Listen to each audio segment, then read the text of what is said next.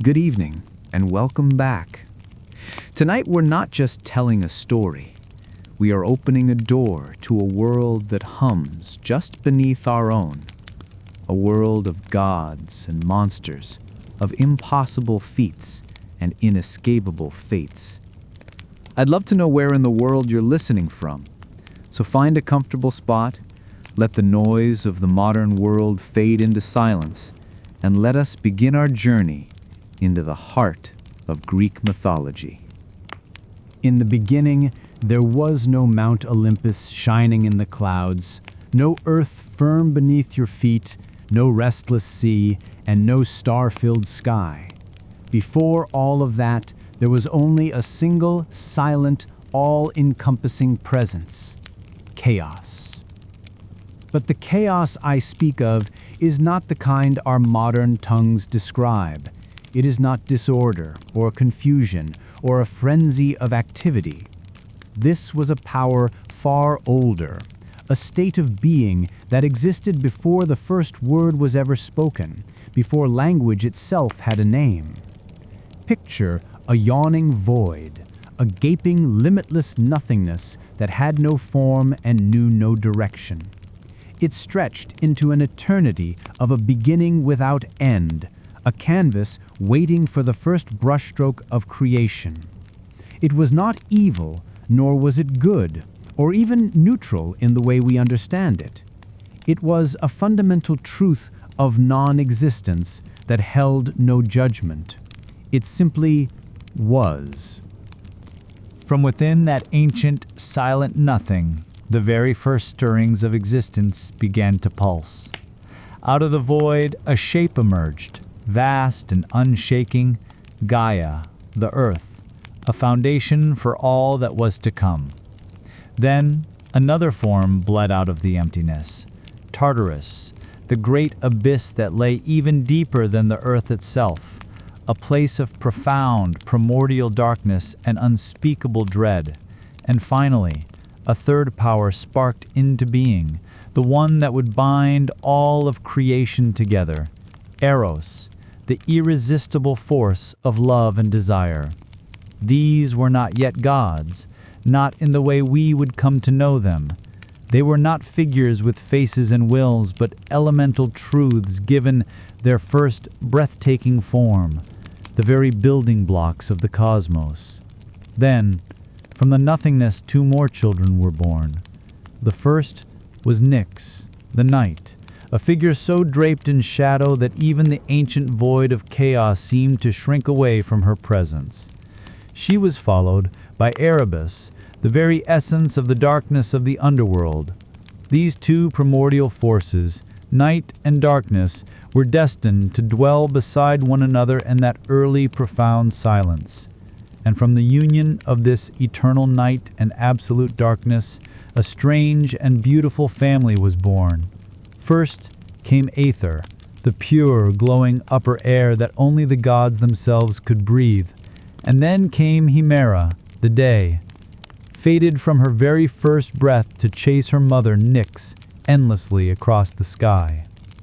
This is how the rhythm of our world began, not through the cold mechanics of science, but through the drama of a cosmic family, a family of strange invisible titans who lit and dimmed the sky with each passing hour in an eternal, silent chase. But Gaia, the earth herself, did not lie idle. She was a being of immense patience and fertility, and from her own body, without a partner, she brought forth a son, who was also her perfect counterpart, Uranus, the sky, vast and strewn with stars.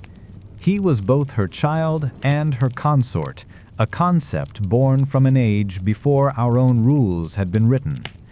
When he arched his great body over her, stretching from horizon to horizon, the world as we know it took its very first shape, a domed sky above a broad and endless plain. Gaia's creative force was not yet spent. She also birthed the mountains, tall and wild, from her own flesh, and she brought forth Pontus, the sea, a being who surged with a will all his own, long before any ship or sea monster would ever trouble his deep, mysterious waters. Together, earth and sky, Gaia and Uranus became the first great cosmic pair. Their union was one of elemental necessity, and from it the first generation of true gods was born, the Titans, powerful beings who would rule the cosmos long before Zeus and his kin ever dreamed of power. There were 12 Titans in all, a perfect pantheon of 6 sons and 6 daughters, each a vast and elemental force in their own right. There was Oceanus, the great river that encircled the known world; Hyperion, the lord of heavenly light; Quius, the titan of intellect, the inquirer; and Crius, the constellation-bearer who held the patterns of the stars. Then there was Iapetus, who was destined to become the ancestor of men. And finally, the youngest and by far the most cunning of them all, Cronus. Among the daughters was Theia, the shining mother of the sun and moon. Then came Rhea, whose great and terrible destiny was to become the future mother of a new dynasty of gods. There was Themis, the embodiment of divine law and order; Mnemosyne, who held within her the memory of all things; Phoebe, the radiant one, associated with prophecy and light; and Tethys, the nourishing primal sea. But Gaia's one was not finished with creation, and what came next was monstrous. She began to bear children of immense strength and unspeakable dread. First came the Cyclops, Brontes, Steropes, and Argus. They were master smiths, each with a single burning eye that glowed like a forge in the center of his forehead. They were beings of immense strength, who feared neither god nor giant, for they were the smiths of lightning itself. Then came beings even more terrible to behold, the Hecatonchires, the 100-handed ones. Each of them was a behemoth of flesh and fury, with 50 heads and 100 powerful arms, capable of shaking the very foundations of the world with their rage. Uranus, the great lord of the sky, looked upon these monstrous children not with wonder, but with revulsion and fear. Ashamed and terrified by their grotesque strength, he saw in them not his children, but a threat to his absolute dominion. And so, with a swift and cruel judgment, he took his monstrous offspring and forced them back into Gaia's womb. He thrust them deep into the belly of the earth, sealing them away beneath layers of rock in his own fatherly shame. He hid them where no light could reach, and no cry for help could ever be heard. Gaia, the Earth Mother, groaned beneath the terrible weight of her imprisoned children. The earth, which had once been proud and nurturing, now suffered with every breath she took. And it was in this unending pain that she began to plot a terrible revenge. But that is a story for another day. For now, remember this. In that oldest of ages, before law or justice, before the sword or the plow had ever been invented, the world was made not with gentle hands, but with raw force, with cosmic union, and with a mother's profound grief. Chaos may have birthed the first forms, but it was Gaia, the great mother, who gave them a ground to stand upon, a ground that was about to be stained with the first act of divine betrayal. The union of Gaia and Uranus, of earth and sky, was the first great marriage of the cosmos. It was not a marriage of altars or witnesses, but one of raw, elemental necessity. The sky stretched himself over the earth, holding her in a tight, unending, and ultimately oppressive embrace, night after night. Their joining brought forth the mighty Titans, but it also sowed the seeds of a deep and growing sorrow. For Uranus, though proud and vast, was a jealous and deeply fearful father. He saw in the monstrous children Gaia bore not a symbol of their strength, but a terrifying threat to his dominion. He looked upon the Cyclopes and the 100-handed giants with revulsion, not wonder. And with a swift and cruel judgment, he thrust them back into Gaia's womb, deep into the belly of the earth, where no light could reach and no voice could ever echo. Gaia groaned beneath their crushing weight. It was not just the physical agony of carrying them within her again, but the profound betrayal of her consort, of Sky, who should have cherished their children just as she did. Night after night Uranus descended upon her, pressing the heavens down to meet the earth, completely blind to her pain and utterly deaf to her grief. She could endure it no longer. And so, from her own flesh, from the very rock of her being, she fashioned a weapon. It was not made of bronze or iron, for such things had not yet been dreamed of, but a great sickle of unyielding flint, its edge as jagged as truth and as sharp as vengeance. She then went to her Titan sons, the firstborn and mightiest among her children, and she laid her suffering bare before them. "Your father has wronged me," she said, her voice like the shifting of continents. "He has caged your brothers. He has silenced the womb that bore you. Who among you will aid me?" One by one they turned away, their hearts filled with a deep fear of their father's might. All except one. It was Cronus, the youngest, the shrewdest, the one with watchful eyes and a patient heart, who stepped forward. "I will do it," he said, his voice quiet but steady with resolve. "Give me the blade." So Gaia set the trap. She waited for Uranus to descend as he always did, laying himself across her body in the deep darkness of the night.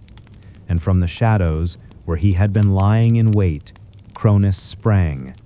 With a steady hand and not a moment of hesitation, he brought the great flint sickle down upon his father. The sky itself shook with Uranus's cry as the blade bit deep, severing the source of his power. Cronus then cast the bloodied flesh into the sea, and from the crimson foam that frothed upon the waves, something new and terrible and beautiful was born. A figure of impossible beauty, irresistible and dangerous in equal measure, rose from that white froth. Aphrodite, the goddess of love and desire, who would later cause kings to fall and empires to burn. She stepped ashore on the island of Cyprus, radiant and serene, completely untouched by the shocking violence of her own origin. But Gaia's vengeance was not yet complete. From the droplets of Uranus's blood that fell upon the earth, other, darker beings sprang into existence. The Furies, cloaked in shadow and vengeance, who would haunt oathbreakers and kinslayers until the end of days. The Giants, who in time would rise up against the gods themselves. And the Meliae, nymphs of the ash trees, silent guardians of the wild and the old ways of the world. Uranus, wounded and dethroned, vanished into the highest heavens, leaving the world to his children. But before he fled, it is said he spoke a final curse, a prophecy that would ring through time like a funeral bell. "Just as I was overthrown by my son," he rasped, "so too shall you be overthrown by your own." It was not a prophecy he invented, but a truth that Gaia herself had already whispered, and Cronus heard it well. He took the throne of the sky and wrapped himself in his newfound power. But from the very moment he grasped it, he began to live in fear of what his father had warned him of. Thus ended the reign of Uranus, the first king of the cosmos, and so began the age of the Titans. Yet already in the silent, turning womb of time, the next great storm was stirring, born from that very same curse. With Uranus cast down and the sky no longer pressed so tightly upon the earth, the world seemed to breathe anew. The Titans, finally freed from their father's oppressive yoke, now stood tall beneath the heavens, masters of their own domains. And Cronus, the youngest and most cunning among them, claimed dominion over all. He was not a god of chaos or outright cruelty, as his father had become in the end, but he ruled with a cautious and deeply suspicious heart. The sickle he had used to bring down Uranus remained a hidden secret, buried in the earth or cast into the sea. Its blade was remembered but never seen, like a secret sin that lurks just beneath the surface. Cronus had delivered his mother from her torment, and his siblings from their fear. A liberator king. Yet from the very moment he sat upon the throne of the cosmos, his mind was deeply troubled by the prophecy that had driven him to rebellion in the first place. The words of his dying father echoed through him like a second, ominous heartbeat, that he too would be cast down by his own child. So Cronus took a wife, as all kings must. He chose his sister Rhea, a Titaness, known for her gentle strength and deep wisdom, though her name would one day become synonymous with a mother's pain. Together, they ruled through a time that later poets would remember as a golden age. It was a time when mortals, newly created, lived in a state of perfect peace, free from all suffering, untouched by the harshness of winter or the brutality of war. The fruits of the earth ripened on their own, without any need for human toil. It was an age before kings needed armies, before men felt the need to build walls or worship in temples. Justice moved unseen among humankind, and no one ever felt the need to lock their doors. But such peace, as the world has always known, does not last. In time, Rhea began to bear children, and as each divine child was born, Cronus remembered his father's chilling curse. He did not hesitate. The moment Rhea placed each newborn in his arms, first Hestia, then Demeter, then Hera, Hades, and Poseidon, he opened his great jaws and swallowed them whole. Not a trace was left behind, not a cry, not a cradle, only the horrifying knowledge that they were gone, hidden within their own father's belly like seeds in frozen winter soil. He told Rhea it was necessary, that he would not suffer the same fate as Uranus, that the throne must be protected at any cost. Rhea, though proud and strong, was powerless against his paranoia. She wept in secret, but her tears changed nothing. 5 times she gave birth, and 5 times she lost her children to the insatiable hunger of her husband's fear. But the 6th time, she resolved to act. When she felt the child stir in her womb, she did not go to Cronus. She fled instead to the island of Crete, to a place where the mountains met the sky and deep caves opened beneath the earth. There, hidden away among shepherds and nymphs, she gave birth to her youngest son, Zeus, and from the moment of his birth, Rhea knew he was different. His first cry was said to have shaken the trees on the mountainside. His eyes opened before he even took his first breath, and when he grasped his mother's finger, he held it not with the weakness of an infant, but with the strength of fate itself. To deceive Cronus, Rhea wrapped a large stone in swaddling clothes and presented it to him with trembling hands. He swallowed it greedily, blinded by his fear, thinking the danger had finally passed. But deep beneath Mount Ida, the infant Zeus was being nursed in secret. He was guarded by the Curetes, warriors who would dance and clash their shields together to drown out the sound of his cries, lest they reach the ears of his father. And he was fed by the divine goat Amalthea, whose milk gave him strength beyond all measure. And as Zeus grew, so did the storm that would one day break the world. Yet for now, the age of Cronus held. The sky was high, the earth was green, and the Titans ruled from their thrones, completely oblivious to the gathering wind. But deep within the gut of King Cronus, 5 children stirred in the darkness, waiting. And far to the west, a child born in secrecy watched the stars and waited for his moment to come. In the hidden folds of Mount Ida, where the air was thin and the wind whispered ancient names through stone and pine, Zeus grew to manhood. Raised in secret, far from his father's paranoid gaze, he learned of the world not through books or scrolls, but from the silence of the high peaks and the cautious stories murmured by his guardians in the firelight. He drank the milk of the divine goat Amalthea, who had nourished him from birth. From her broken horn, torn by accident or omen, was born the cornucopia, the horn of plenty, a symbol of endless bounty that would be his. When Amalthea died, Zeus honored her by hanging her hide among the stars, and her memory became part of the sky he would one day command. But he was not born to a life of stargazing or solitude. The blood in his veins was thick with prophecy, and his bones carried the immense weight of a destined rebellion.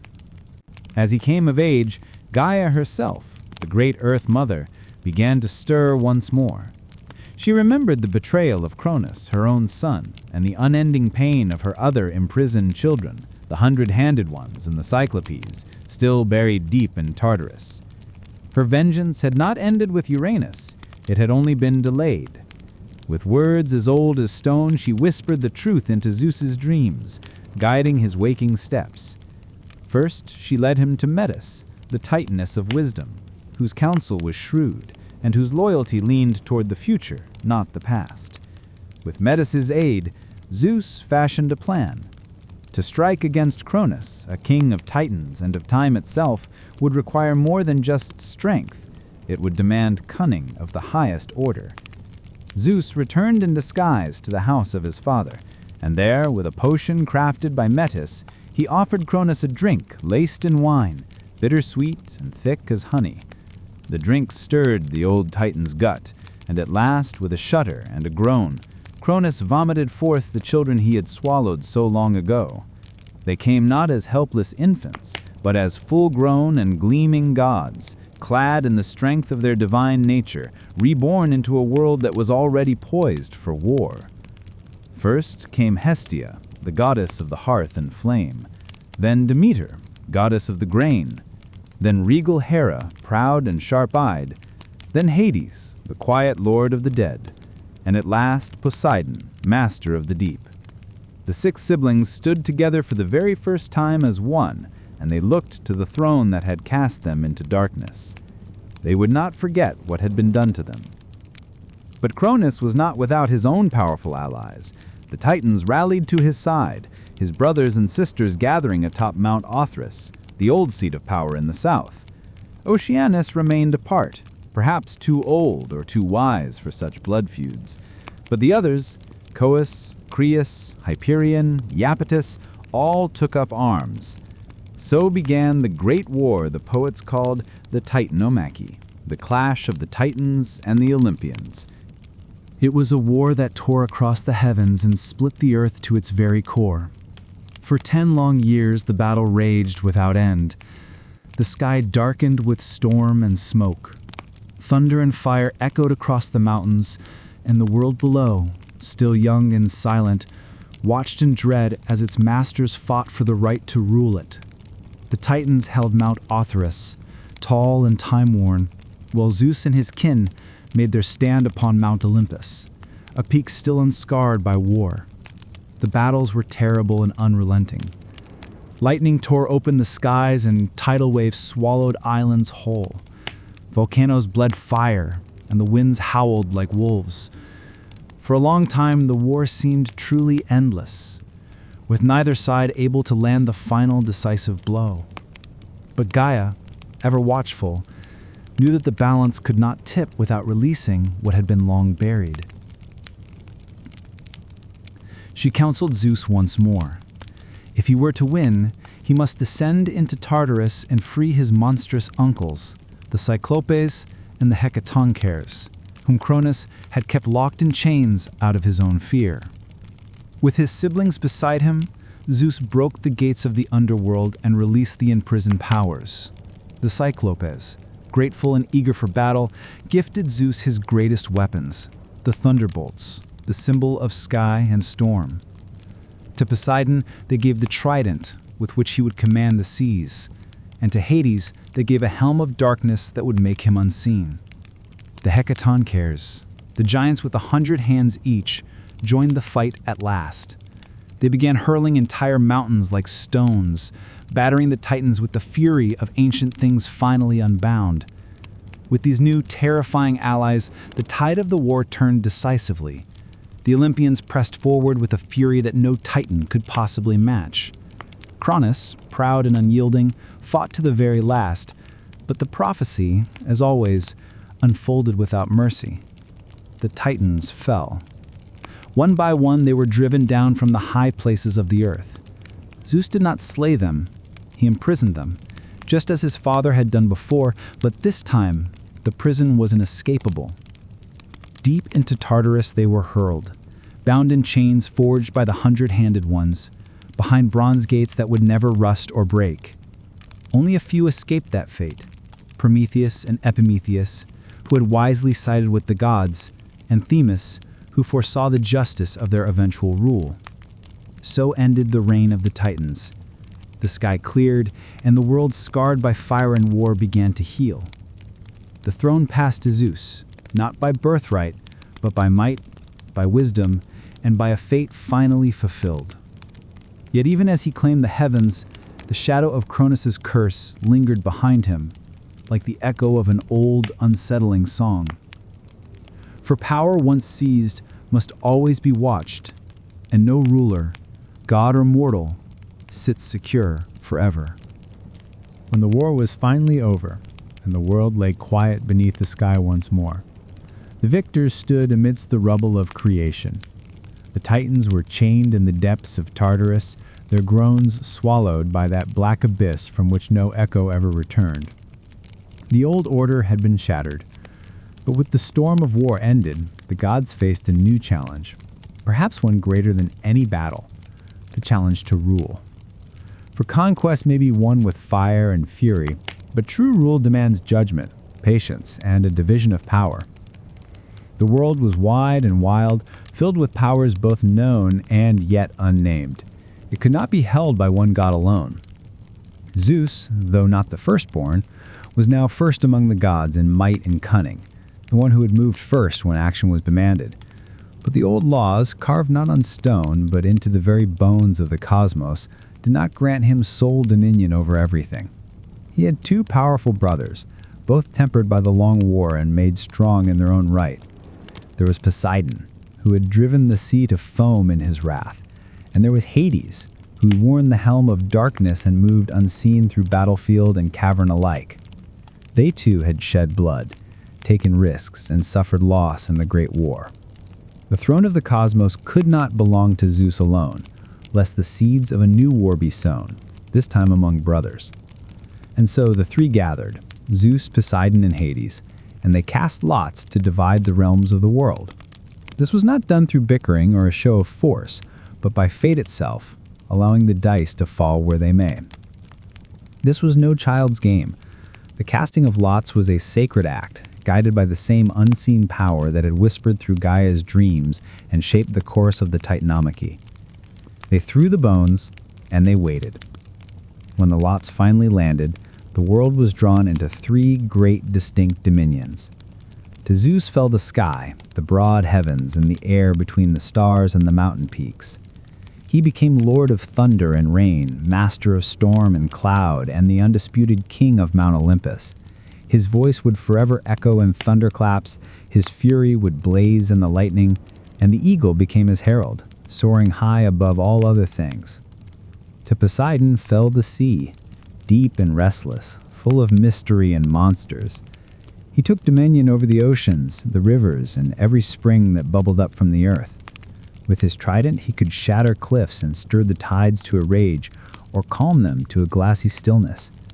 Beneath the waves, he built a magnificent palace of coral and gold. And there he ruled not only over fish and current, but over creatures older than time itself, sea serpents, leviathans, and things whose names had never been spoken aloud by mortals. To Hades fell the Underworld, the vast and silent land of the dead. It was not a prize most would have chosen, but Hades took it with a quiet resolve. He ruled the shadowed realm with a stern and unwavering dignity, his kingdom hidden deep beneath the earth where the sun did not shine. There he became master of the shades, the judge of mortal souls, and the guardian of the immense wealth hidden in the deeps, gems, metals, and secrets lost to time. Though men would come to fear his name and whisper it only when necessary, Hades kept the sacred balance between life and death, and it was said he never once broke the laws he was sworn to uphold. The earth itself, Gaia's own flesh, was left as a common realm shared by all the gods. The mountains belonged to no one in particular. The fields were roamed by mortals and spirits alike, and the forests grew wild under no single banner. It was a realm in between, where gods might walk and mortals might see them. But it was also where ambition brewed, and where fate would continue to work its quiet, inexorable will. Thus the world was ordered: sky, sea, and underworld. The three brothers, now kings in their own realms, swore an oath not to war among themselves, lest the world break anew. They built their thrones and gathered their followers. On Mount Olympus, high above the clouds, Zeus called the gods to council. There, beside him, stood his sisters: Hera, proud and sharp as winter ice; Demeter, whose steps awakened the spring; and Hestia, the ever-burning flame at the hearth of every home. And others came, new gods and old: Athena, born of wisdom in war; Apollo, golden and far-seeing; Artemis, silent and swift; Ares, the bloody-handed god of slaughter; Hermes, fleet of foot and mind; Hephaestus, limping but brilliant; and Aphrodite, whose smile could unravel kings. It was the beginning of a new age, the age of Olympus. But though the thrones had been set and the realms divided, the world would not stay still for long. The gods, for all their immense power, were not immune to pride, nor love, nor rage. And the mortals, who now began to rise across the lands, would bring their own stories, their own wars, and their own considerable share of sorrow. The heavens had been won. But peace is never a simple thing when gods sit on the throne. When the smoke of the Great War finally faded and the world was cast once more in sunlight, Mount Olympus became the seat of a new and glittering court. The Titans had ruled from Mount Othrys in the south, a place that was harsh, ancient, and wrapped in storm. But Olympus, in the north, stood higher still, its summit crowned in cloud and shrouded in myth. The mountain was not merely a place, it was a threshold. It was the point where the sky met the stone, where the mortal world ended and the divine began. It was here that Zeus, having claimed the heavens by both fate and force, gathered the new pantheon of gods. The Olympian court did not mirror mortal kingdoms. There were no brick-paved roads leading to its gates, no heralds to announce guests, no armies stationed at its base. The gods needed no walls to guard them. The air itself served as their boundary, a veil too thin and high for mortal breath to survive. Olympus was said to have no storms, no snow, no sign of decay. Its halls were fashioned from marble and cloud, its ceilings vaulted with starlight, and its corridors stretched wide enough for the wind itself to wander freely through them. Here the gods walked not as shadows or omens, but in their full, true form, radiant, terrible, and more alive than anything that walked the earth below. At the summit of Olympus stood Zeus, king of gods and men, seated upon a throne of thunder. He ruled not by brute strength alone, though his power was indeed unmatched, but by the will of fate and the long, painful memory of war. His voice carried like distant thunder, and his eyes could see beyond the clouds and through time itself. In his hand he carried the thunderbolt, the Cyclope's great gift, a symbol of judgment that was both swift and final. But even he did not rule alone. Around him stood the others, each one a pillar in the new order of the world. Hera sat beside him, not merely as his wife, but as a queen, a sovereign in her own right. She was the goddess of marriage, of queenship, and of childbirth. But she was also the embodiment of the silent, simmering fury of a woman wronged. Proud and unyielding, Hera remembered every single slight. and her jealousy would one day shape the fates of both gods and mortals alike. Her crown was not one that was given to her, but one she had earned, forged in the fires of betrayal and bound by the sacred oaths of Olympus. Demeter came next, the goddess of grain and of growth. Where her feet touched the earth, the soil softened and seeds began to stir. Her presence brought the harvest in plenty, and without her, the fields of the world grew barren and dead. She did not sit high among the thunder and marble, but often walked in the world below, watching over the plowmen and the mothers who whispered her name at dawn. She was older than most and quieter than many, but none ever doubted her power. Then there was Hestia, the goddess of the hearth, the firstborn of Cronus and Rhea, and the last to be freed from her father's belly. She asked for no temple, no grand myths, no wars or lovers to define her. She simply tended the eternal flame in the center of Olympus and watched over every single home and hearth on earth. Her power was gentle but ever present, for as long as a fire burned in a household, Hestia lived there too.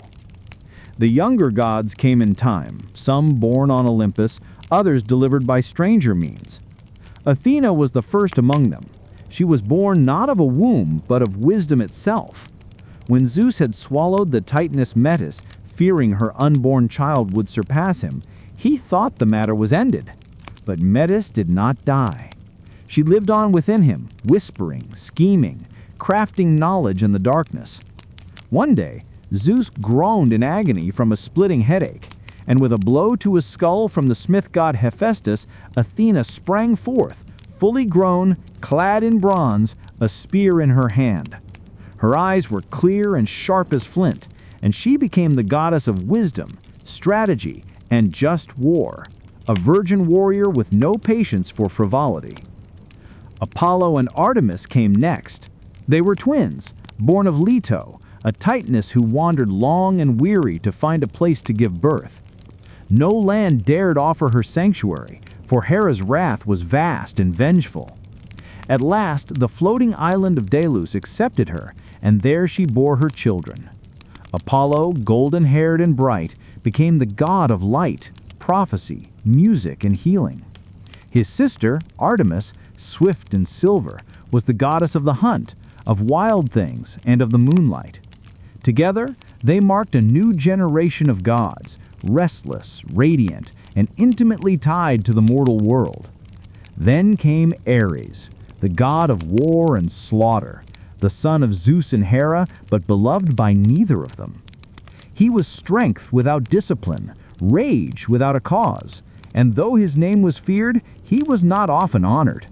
War followed him like a shadow, and he gloried in its chaos, but he was often bested by the cunning and wisdom of others, particularly his half-sister Athena.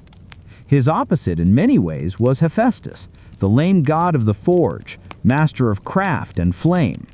Born of Hera alone, or thrown from Olympus by Zeus, both tales are told. He was scarred and twisted. He found his solace in metal, building wonders with his hammer and fire. From his hands came divine armor, palaces, and even automaton servants. Though limping and misshapen, he was among the most indispensable of all the gods. Aphrodite, the goddess of beauty and desire, arrived not by birth, but by sea foam, born of Uranus's severed flesh cast into the ocean. She rose from the surf at Cyprus, as beautiful as she was dangerous. Love, lust, jealousy, and ruin followed her wherever she went. Even Zeus could not command her fully, for she bound gods and mortals alike with a single glance. And though she smiled often, it was never without consequence. Hermes, the trickster and the herald, was the last of this early court. He was the son of Zeus and the nymph Maia, and he moved swiftly between worlds with winged sandals at his feet and a mischievous grin on his lips. He stole Apollo's cattle on the very day of his birth, sang a song to cover the theft, and made himself indispensable to the gods before he could even walk. He became the messenger of the gods, the guide of souls, and the patron of thieves and travelers. Where Hermes went, all borders dissolved. This was the Olympian court, a gathering not of saints, but of powers. They were raw, flawed, radiant, and vast, and they quarreled as siblings do. They took sides in mortal affairs, fell in love, betrayed each other, waged petty rivalries, and enacted divine justice with equal passion. But above all else, they ruled from Olympus. They watched the world below and shaped it to their will. The age of Titans was gone, but in its place came an era of stories, of gods who walked among men, of heroes born from their unions, and of a world forever changed by the hands of the divine.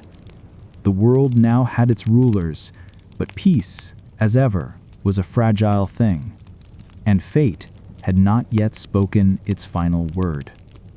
Long before men raised cities of marble or carved their prayers into stone, there were no humans upon the earth.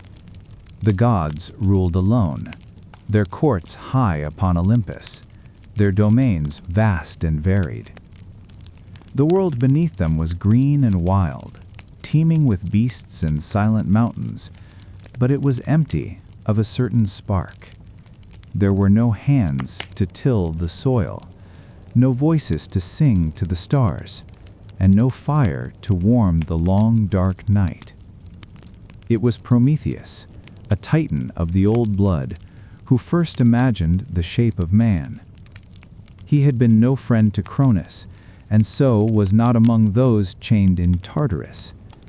During the War of the Titans, Prometheus had sided with Zeus.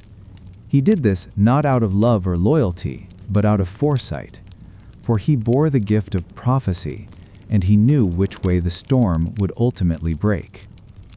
Prometheus's name meant forethought, and it suited him well. He was the brother to Epimetheus, whose name meant afterthought, and never was a pair of brothers more different.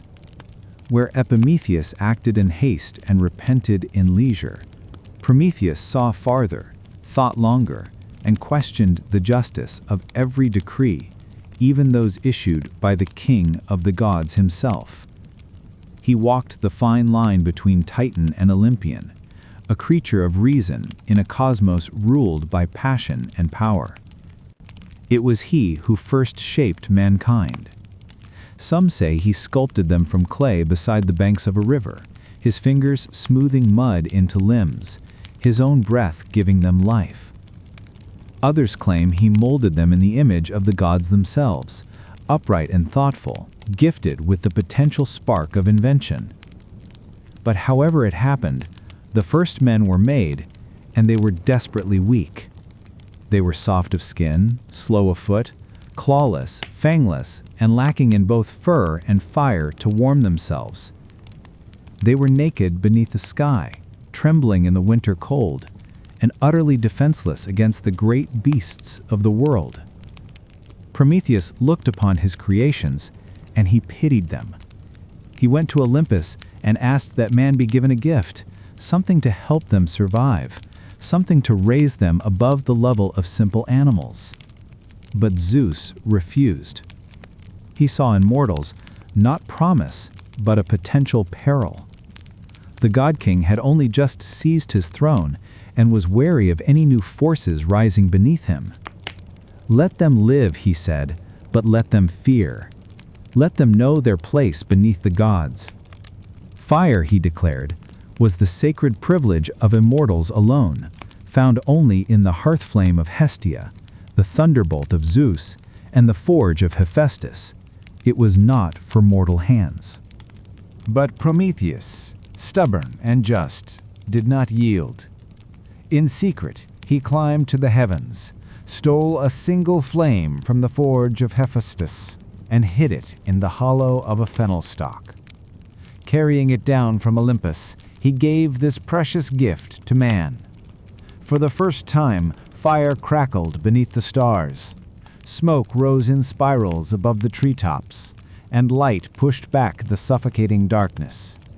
With fire came warmth, safety, cooking, metalworking, and the birth of language and craft. Humanity, once cold and voiceless, began to build, and with fire came defiance too. Zeus was not long in discovering the theft, and his fury was terrible to behold. To punish mankind for their new gift, he commissioned the gods to create a gift of their own, though it was a curse in disguise. Hephaestus shaped her from clay, a woman of perfect beauty. Aphrodite gave her charm, and Hermes gave her a cunning mind. Athena then clothed her in silver raiment. Her name was Pandora, meaning all-gifted. She was sent to earth with a sealed jar, mistranslated in later ages as a box, containing all the sorrows of the world: disease, toil, grief, madness, envy, and death itself. Epimetheus, ever the fool, took her into his home despite Prometheus's dire warnings. And when Pandora, driven by curiosity, the final gift of the gods, opened the jar, the evil spilled out into the world, like smoke from a fire too long confined. Mankind, who had known a brief and golden peace, now found themselves hunted by fate. Hunger gnawed at their bellies, war bled them dry, and age stooped their backs. Only one thing remained inside the jar, caught beneath the lip.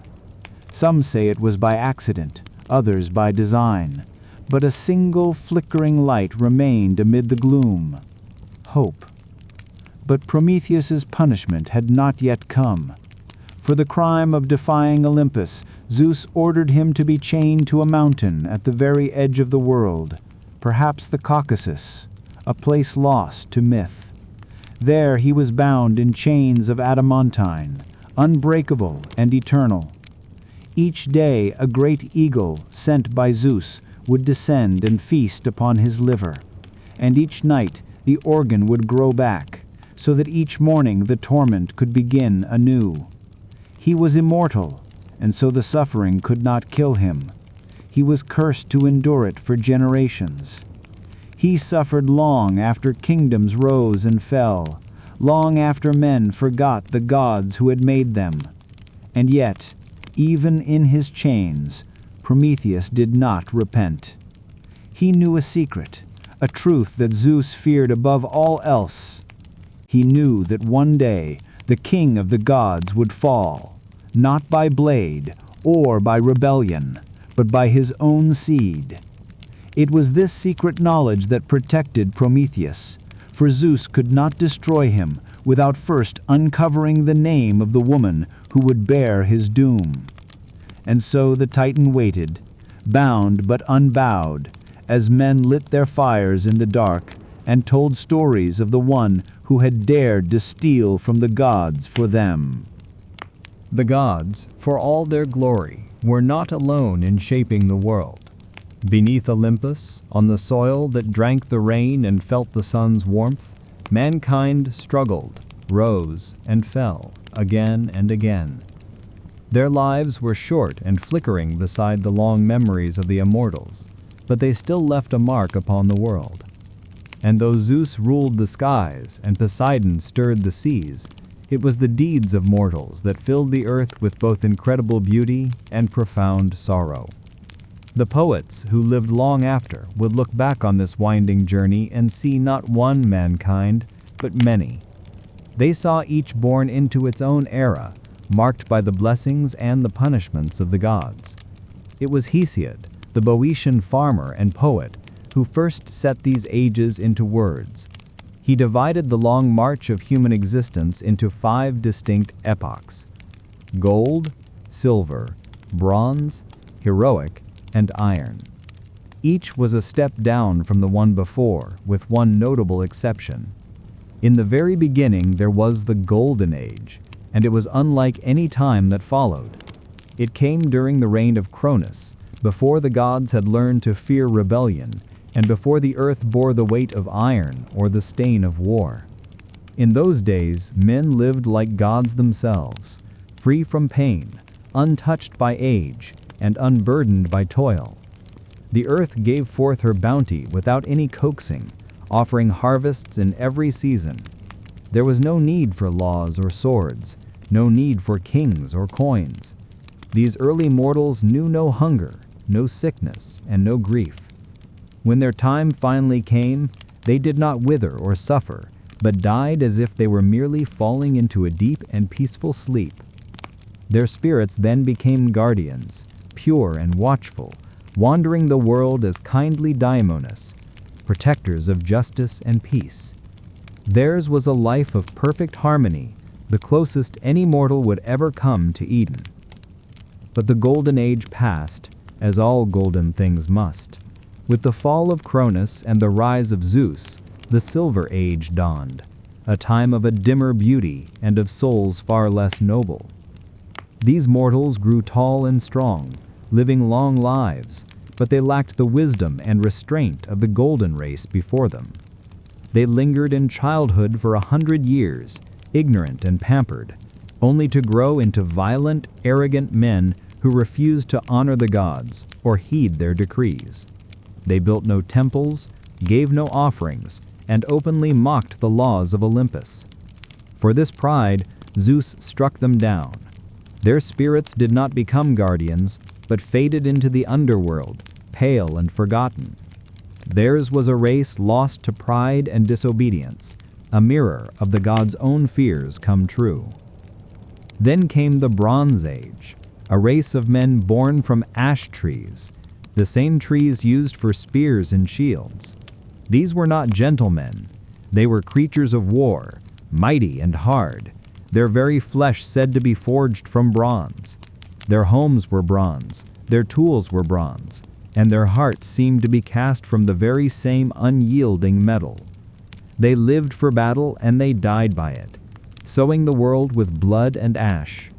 They were terrible to behold, but not truly evil, only driven by the relentless rhythm of war drums and the clash of arms. They built no temples, wrote no poems, and carved no statues. When they died, they left little behind but shattered swords and empty blood-soaked fields. Even the gods did not mourn their passing, as they sank into Hades without an echo or a prayer. Yet not all decline is steady. From the blood and smoke of the Bronze Age rose a brief and brilliant light, the heroic age, a time unlike any other.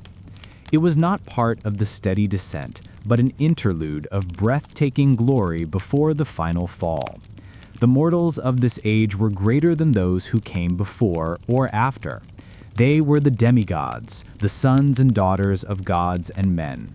They built cities, sailed the seas, and carved their names into the memory of the world. This was the age of Perseus and Heracles, of Theseus and Atalanta, of Jason and the Argonauts, of Hector and Achilles and Odysseus. They fought great wars against monsters, against foreign kings, and finally against each other at the walls of Troy. Many died young, and many more died forgotten, but their stories lingered, carried in song and in stone, in epics and in prayers. Some were even granted a place in the Isles of the Blessed, far beyond the ocean's edge, where heroes dwell in peace and sunlight forever. The heroic age did not last, but while it burned, it lit up the entire world. And then came the age that Hesiod called his own, the Iron Age, the age where we still dwell. This is a time of sorrow and toil, a world grown old and heavy with burdens. Men now labor from dawn to dusk, planting seeds in bitter soil, raising children amid war and famine, and growing old with pain and with fear. In the Iron Age, bonds break easily between friends, between kin, between guest and host. Justice, once a tall and golden figure, now walks with her eyes averted from the world of men. Lies are many, oaths are cheap, and the gods, if they still watch, do so with a profound and deafening silence. In this age, mortals build towers to the sky but forget their ancestors. They chase gold and power and cut down the very forests that once fed them. It is an age of struggle, and it is said that one day even this will pass. One day, the gods will turn their backs entirely. One day, Zeus will cast down his thunderbolt for the last time, and humankind will vanish like smoke on the wind. Yet, for all that, the Iron Age endures. Men still build, still hope, and still tell stories of a time when mortals were golden and gods walked among them. And perhaps that hope, fragile though it is the one gift Zeus did not take back when Pandora opened the jar. In the waning light between the age of gods and the age of men, there came a generation of mortals unlike any that came before or after.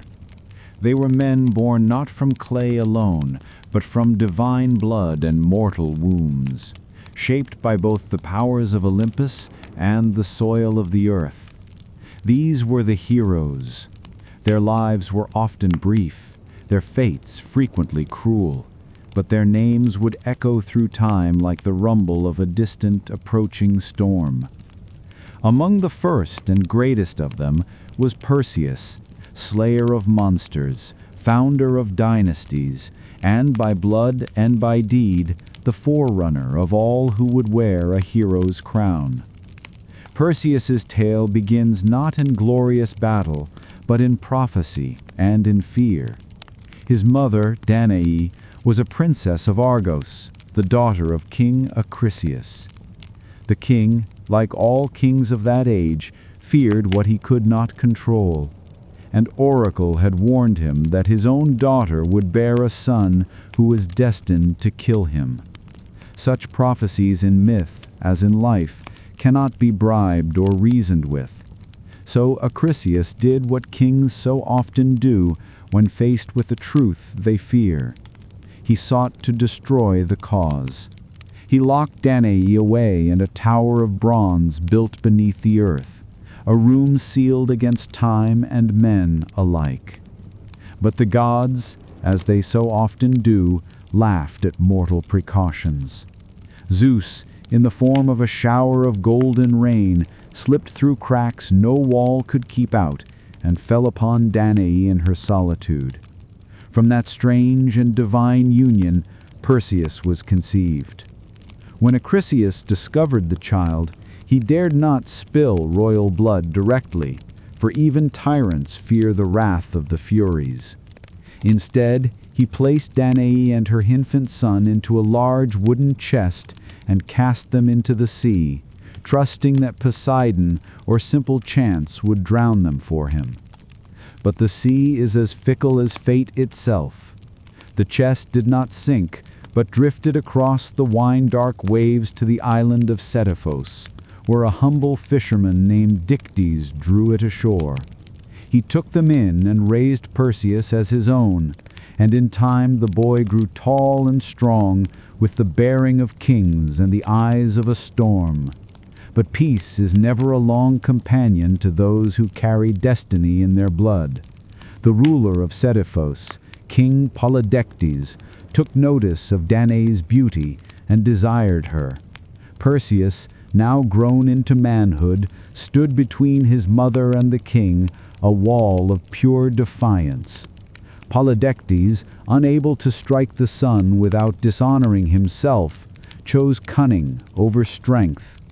He announced a false marriage and demanded that all men of the island offer him a gift. Perseus, a poor fisherman's son without gold or horses, boasted that he would instead bring the king a far greater prize. He would bring him the head of Medusa, the mortal Gorgon whose gaze could turn flesh to stone. The task was cruel, and Polydectes knew it to be impossible. No man who had ever sought out Medusa had ever returned. She was one of 3 Gorgon sisters, born of ancient sea deities, hideous and winged, their heads wreathed in living snakes, their eyes carrying a terrible curse. Only Medusa was mortal. Her sisters were not, and none could be approached without facing certain peril. But the gods, who watched the world with curious and sometimes favorable eyes, decided to aid Perseus. Athena, who never forgot a slight. Medusa had once been a maiden in her temple, before being defiled by Poseidon, lent her polished shield to the young hero. It was polished like a mirror, and in its reflection, one could look upon a Gorgon without meeting her deadly gaze. Hermes, swift and shrewd, gave him a curved sword and winged sandals to fly. He also directed him to the Gerai, the Grey Sisters, 3 ancient women who shared a single eye and a single tooth between them, and knew the secret path to the Gorgon's lair. Through wit and will, Perseus stole their eye and bargained for the truth. They told him of the nymphs who kept the sacred items he would need: the helm of Hades, which made its wearer invisible; a cabesus, a magical sack to safely contain the Gorgon's head; and the knowledge of the place beyond the ocean's edge, where night never lifts, and the Gorgons sleep among the ancient stone statues of their victims. Armed with these divine gifts, Perseus flew over sea and desert until he reached the very ends of the earth. He found them sleeping, Medusa and her sisters, curled in a shadowed grove, ringed by the petrified figures of those who had come before him. Perseus dared not look directly, and so with Athena's shield held before him like a mirror, he walked backward, step by cautious step, until he stood over the sleeping Gorgon. With one swift stroke of his curved sword, he severed her head. From her blood sprang Pegasus, the winged horse, and Chrysaor, the warrior with a golden blade, the children of Poseidon born in the moment of her death. As Medusa's immortal sisters awoke, screaming and clawing at the air, Perseus vanished into the mist, hidden by the helm of darkness. The impossible deed was done. He returned by the long road, his terrible prize heavy in the sack, its power undiminished. On the way, he passed the shores of Ethiopia, where he saw a beautiful maiden chained to a rock as a sacrifice. This was Andromeda, whose mother had boasted of her beauty and angered the gods. Perseus slew the sea monster sent to devour her, turning it to stone with the Gorgon's head, and claimed Andromeda as his bride.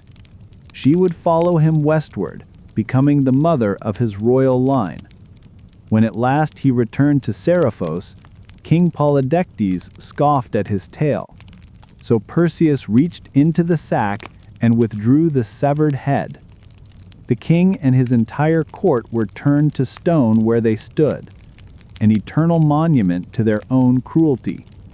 Dictys, the kind fisherman who had shown mercy to a mother and her child, became king in his stead. The cycle of cruelty had been broken, if only for a time. But a prophecy, once spoken, is not so easily undone. Perseus journeyed to Argos, but King Acrisius, still haunted by the words of the oracle, fled rather than face the boy he had once condemned to death. Yet fate does not forget. At the funeral games of a neighboring king, Perseus, throwing a discus, struck an old man in the crowd by accident. It was Acrisius, his grandfather, who died without ever knowing that his death was no murder, but an accident long foretold. So the circle closed, as they always do in myth. Perseus had fulfilled the prophecy, though not through malice. He had slain a monster, saved a maiden, founded a line of kings, and carried the heavy weight of fate with dignity. He would not live forever, but his name would, for from his bloodline would come Heracles, and with him the next great chapter in the story of the gods and men. If Perseus was the first great hero, then Heracles was the mightiest of them all.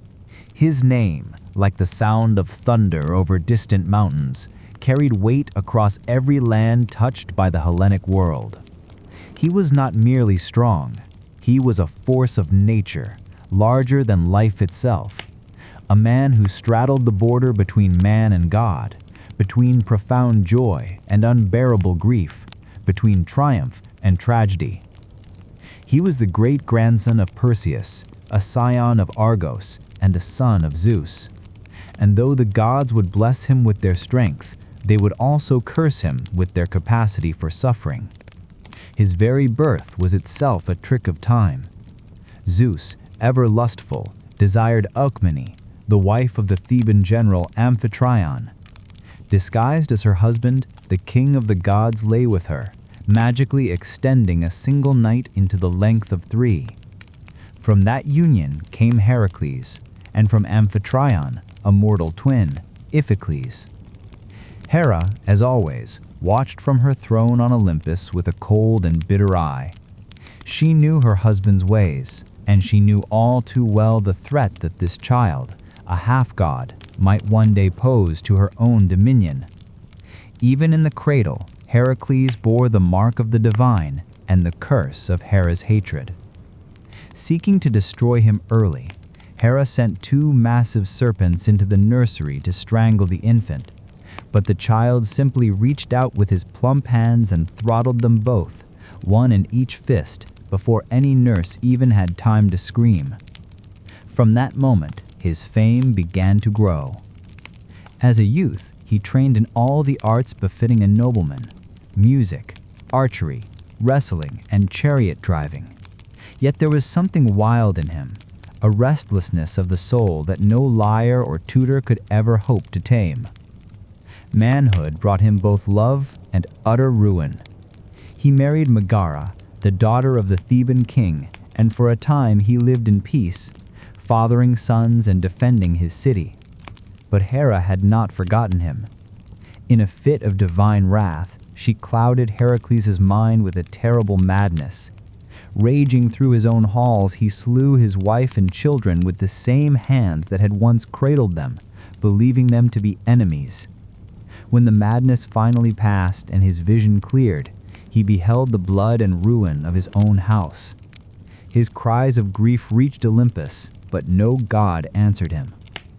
To atone for this unspeakable act, he sought out the oracle of Delphi.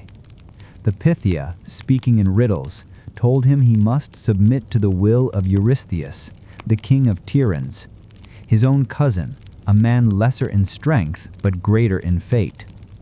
Only through servitude, through suffering, could Heracles ever hope to earn redemption.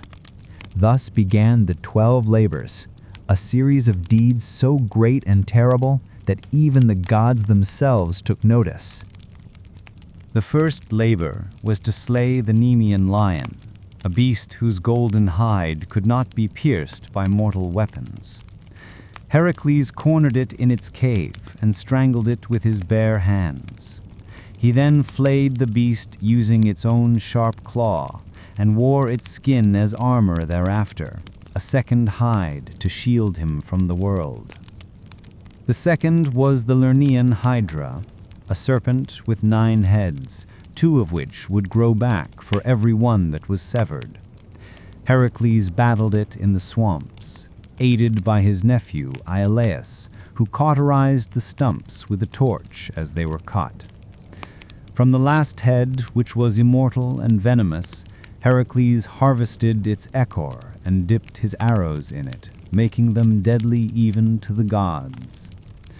The third labor was the capture of the Ceryneian hind, a golden-horned deer sacred to Artemis.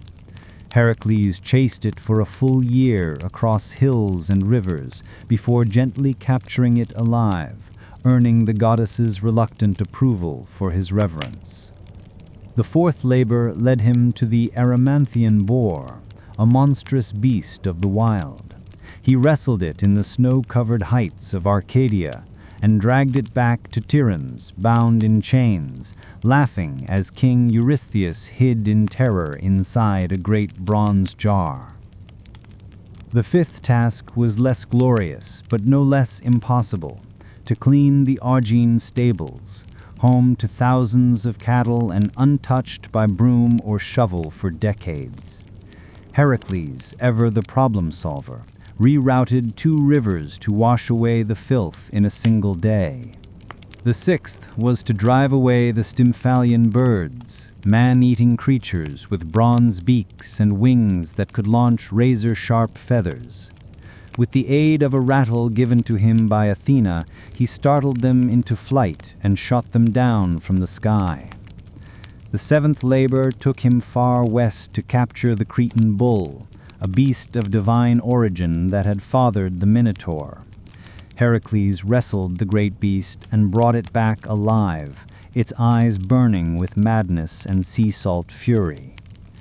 The eighth labor sent him north to Thrace, where he had to tame the mares of Diomedes, flesh-eating horses that gnashed their teeth, hungry for human meat.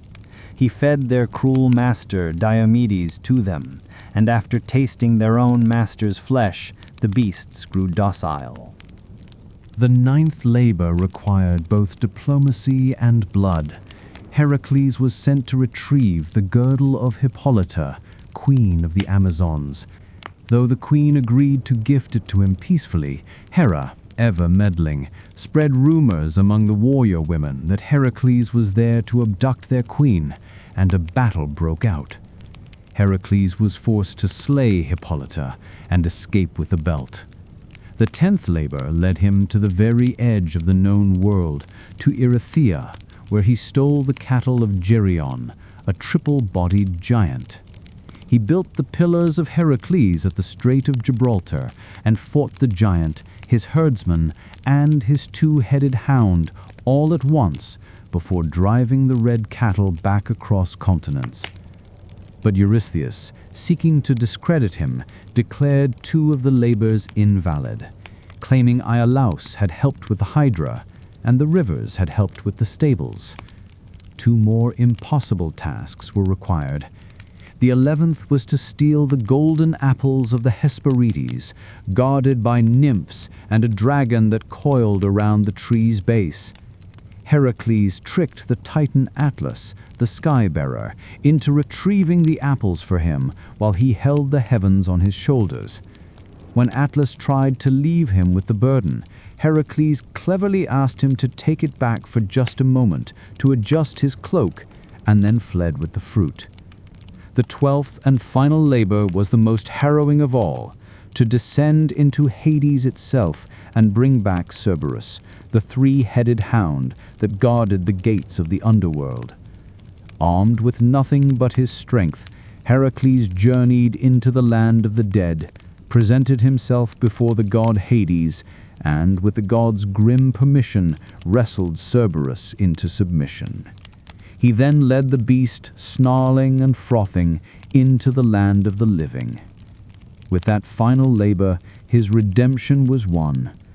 Yet Heracles' life was not yet at peace. He fought more battles, took new wives, and fathered many children, but Hera's hatred endured to the end. In the end, it was not a blade or a monster that killed him, but the poisoned blood of the centaur Nessus, smeared upon a tunic and gifted to him by his wife Deianira, who tragically believed it was a love charm. As the poison burned through his flesh, Heracles built his own funeral pyre upon Mount Aetra. No mortal dared to light it until Philoctetes, a simple shepherd, stepped forward. For this act of courage, he was given the hero's legendary bow. Heracles was consumed by the flames, but in death he was reborn. Zeus lifted him to Olympus, where he was granted immortality and married to Hebe, the goddess of youth. He became not just a hero, but a god. His labors, born of grief and guilt, became the very measure of heroism itself. Where others were remembered in stories, Heracles was remembered in shrines, in games, and in the hearts of all men who, though mortal, dared to dream of greatness. If Heracles was the greatest of the Greek heroes, then Theseus was the most political, the most cunning, the most human of them all. He was not merely a slayer of beasts or breaker of curses. He was a builder of cities, a weaver of laws, and the founding spirit of Athens, the city that would one day call itself the cradle of civilization. His story is tangled with both myth and memory, with the thunder of heroes and the quiet whisper of politics. In him lived both brute strength and bright reason, the dual spirit of a nation that worshipped the goddess Athena with a spear in one hand and an olive branch in the other. Theseus was born of two fathers, King Aegeus of Athens and Poseidon, the god of the sea. His mother, Aethra, lay with both a mortal and a god on the same night. From this double union came a boy of destiny, raised far from Athens in the city of treason, completely unaware of the great blood that ran in his veins. Before leaving, King Aegeus had hidden a sword and a pair of sandals beneath a heavy stone, telling Aethra that when their son was strong enough to lift the stone, he would be ready to claim his birthright. In time, Theseus grew tall and sharp-eyed, restless in both his limbs and his mind. At 16, he moved the great stone with a grunt and a grin, and took up his father's tokens. Many would have traveled the easy road to Athens by sea, but Theseus chose the land route, the longer, more perilous way. He believed that true kingship must be earned, not simply inherited. And so began the 6 labors of Theseus. Not vast or godlike like Heracles' trials, but earthy and intimate, each a monster of the road, a terror to the common man. He defeated Periphetes, the club-bearer, taking his brutal weapon as a symbol of his own strength. He slew Sinus, a bandit who tied travelers to bent pine trees and tore them in two. He pushed the villain Scyron from the cliffs into the sea, ending the reign of a man who forced passers-by to wash his feet only to kick them to their deaths. He overcame Cercion the wrestler by outmatching brute force with superior technique. And he defeated Procrustes, the innkeeper who made his beds fit travelers by either stretching them or cutting off their limbs by subjecting him to the same cruel fate on his own iron frame. Theseus did not just survive, he cleaned the land as he passed through it, paving the way for Athens itself to rise. When he finally arrived in Athens, King Aegeus did not recognize him. The queen, Medea, the powerful sorceress, saw the threat in the young hero and urged the king to poison him at a feast. But just as Theseus was about to drink, he presented the sword and sandals, and at the last moment, Aegeus cast the poisoned cup aside, embracing his long-lost son before all the court. But joy, of course, never lingered long in these myths. Trouble was already stirring in the east. For years, Athens had suffered under a bitter and humiliating tribute. In a past war with the island of Crete, Athens had been defeated, and as punishment, King Minos demanded that 7 young men and 7 maidens be sent every 9 years to be fed to the Minotaur. This creature was a monstrous half-man, half-bull, born of lust and divine vengeance, and it was kept in a twisting labyrinth beneath the palace at Cnosus. The creature was a living symbol of King Minos' pride. When the god Poseidon had sent a perfect white bull from the sea, Minos was meant to sacrifice it, but instead he kept it for himself. As punishment, the gods cursed his wife, Pasiphae, to fall in love with the beast. From their unnatural union came the Minotaur, a horned and violent creature named Asterion. It was a living shame sealed away in the maze designed by the great inventor Daedalus. Theseus, learning of the horrifying tribute, volunteered himself to be one of the chosen victims. He would go not as a lamb to the slaughter, but as a hunter into the lair. Before he departed, he promised his father that if he succeeded, he would return with white sails upon his ship. If he failed, the sails would remain their mournful black. Upon his arrival in Crete, fate turned in his favor once again. Ariadne, the daughter of King Minos and half-sister to the Minotaur, saw Theseus and fell in love with him instantly. She gave him a gift, a simple ball of thread, a clue, which held the secret to navigating the labyrinth's winding paths. That night, Theseus entered the maze. In its dark, coiling corridors, where stone turned endlessly into more stone, he found the beast. They fought without words, one prince against one living nightmare. Theseus, armed with his skill and a sharpened blade, struck the creature down, then followed the thread back out into the light. He fled with Ariadne and the freed Athenians, sailing into the Aegean. Yet love in Greek stories is never a simple thing. On the island of Naxos, Theseus abandoned Ariadne as she slept. Some say the god Dionysus claimed her for his own. Others say Theseus feared what a Cretan bride might mean for an Athenian throne. She woke alone and wept beneath unfamiliar stars. Theseus continued his journey home, but in his sorrow or his forgetfulness, he failed to change the sails. From the cliffs of Athens, King Aegeus saw the black sails on the horizon and believed his son was dead. Grief-stricken, he leaped from the cliffs into the sea, which still bears his name to this day, the Aegean. Now king, Theseus did not rest. He unified Attica, the region around Athens, binding its villages into a single powerful city-state. He established festivals and games, temples and laws. He was a hero of governance as much as he was a hero of combat. He ventured again and again into the world of myth, fighting alongside Heracles against the Amazons, and even journeying to the Underworld with his reckless friend Pirithous to try and steal Persephone herself from Hades. That journey ended in failure, with Theseus trapped upon the chair of forgetfulness until Heracles himself tore him free. But time, as ever, turns on all men. In the end, the Athenians, tired of kings and haunted by new philosophies, drove Theseus into exile.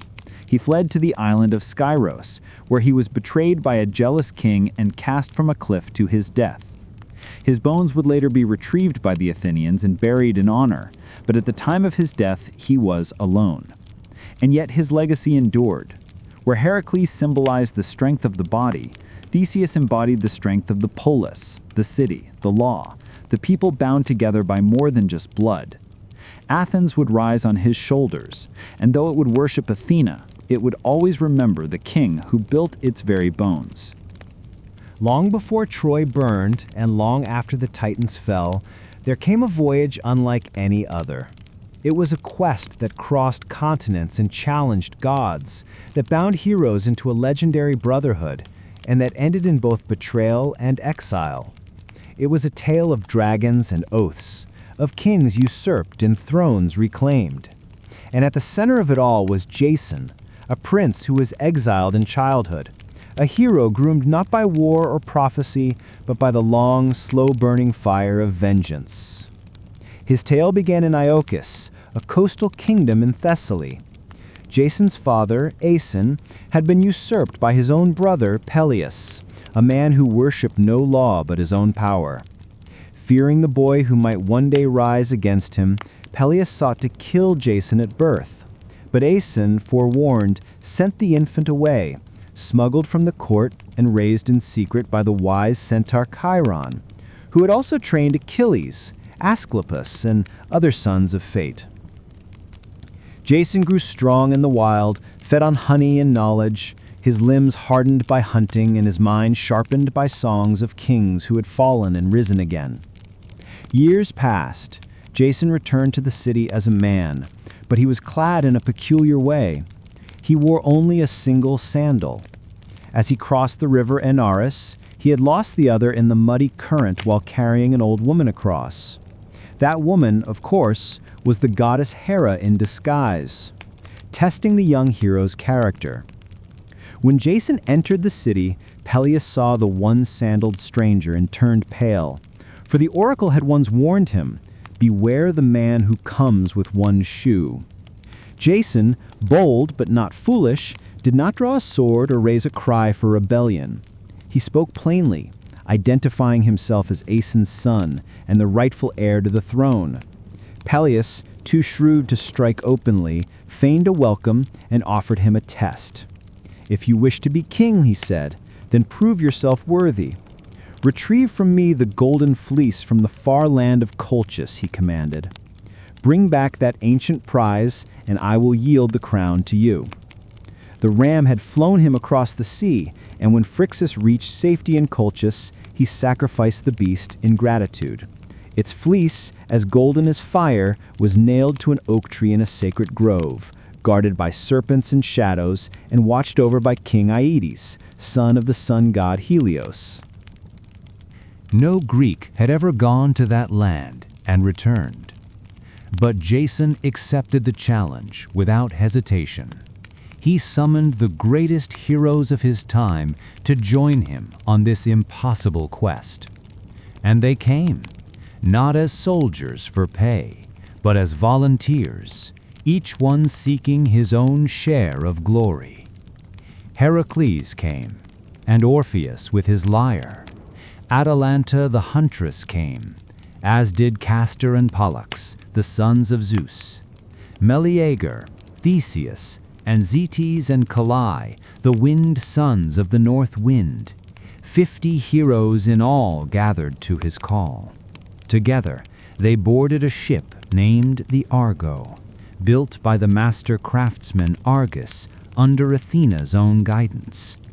In its prow, the goddess set a piece of sacred oak from Dodona, a timber that could speak in prophecy, whispering warnings and guiding fate. The ship itself was a character in the tale, a living vessel for their legendary journey. They sailed east, past shores and tempests, and straight into legend. Their first trials were not of monsters, but of men.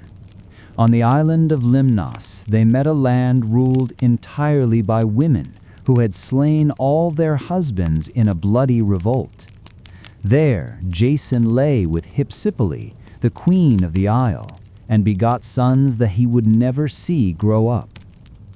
In Thrace, they encountered the blind seer Phineus, who was being tormented by the Harpies, foul creatures who swooped down and fouled his food every time he tried to eat.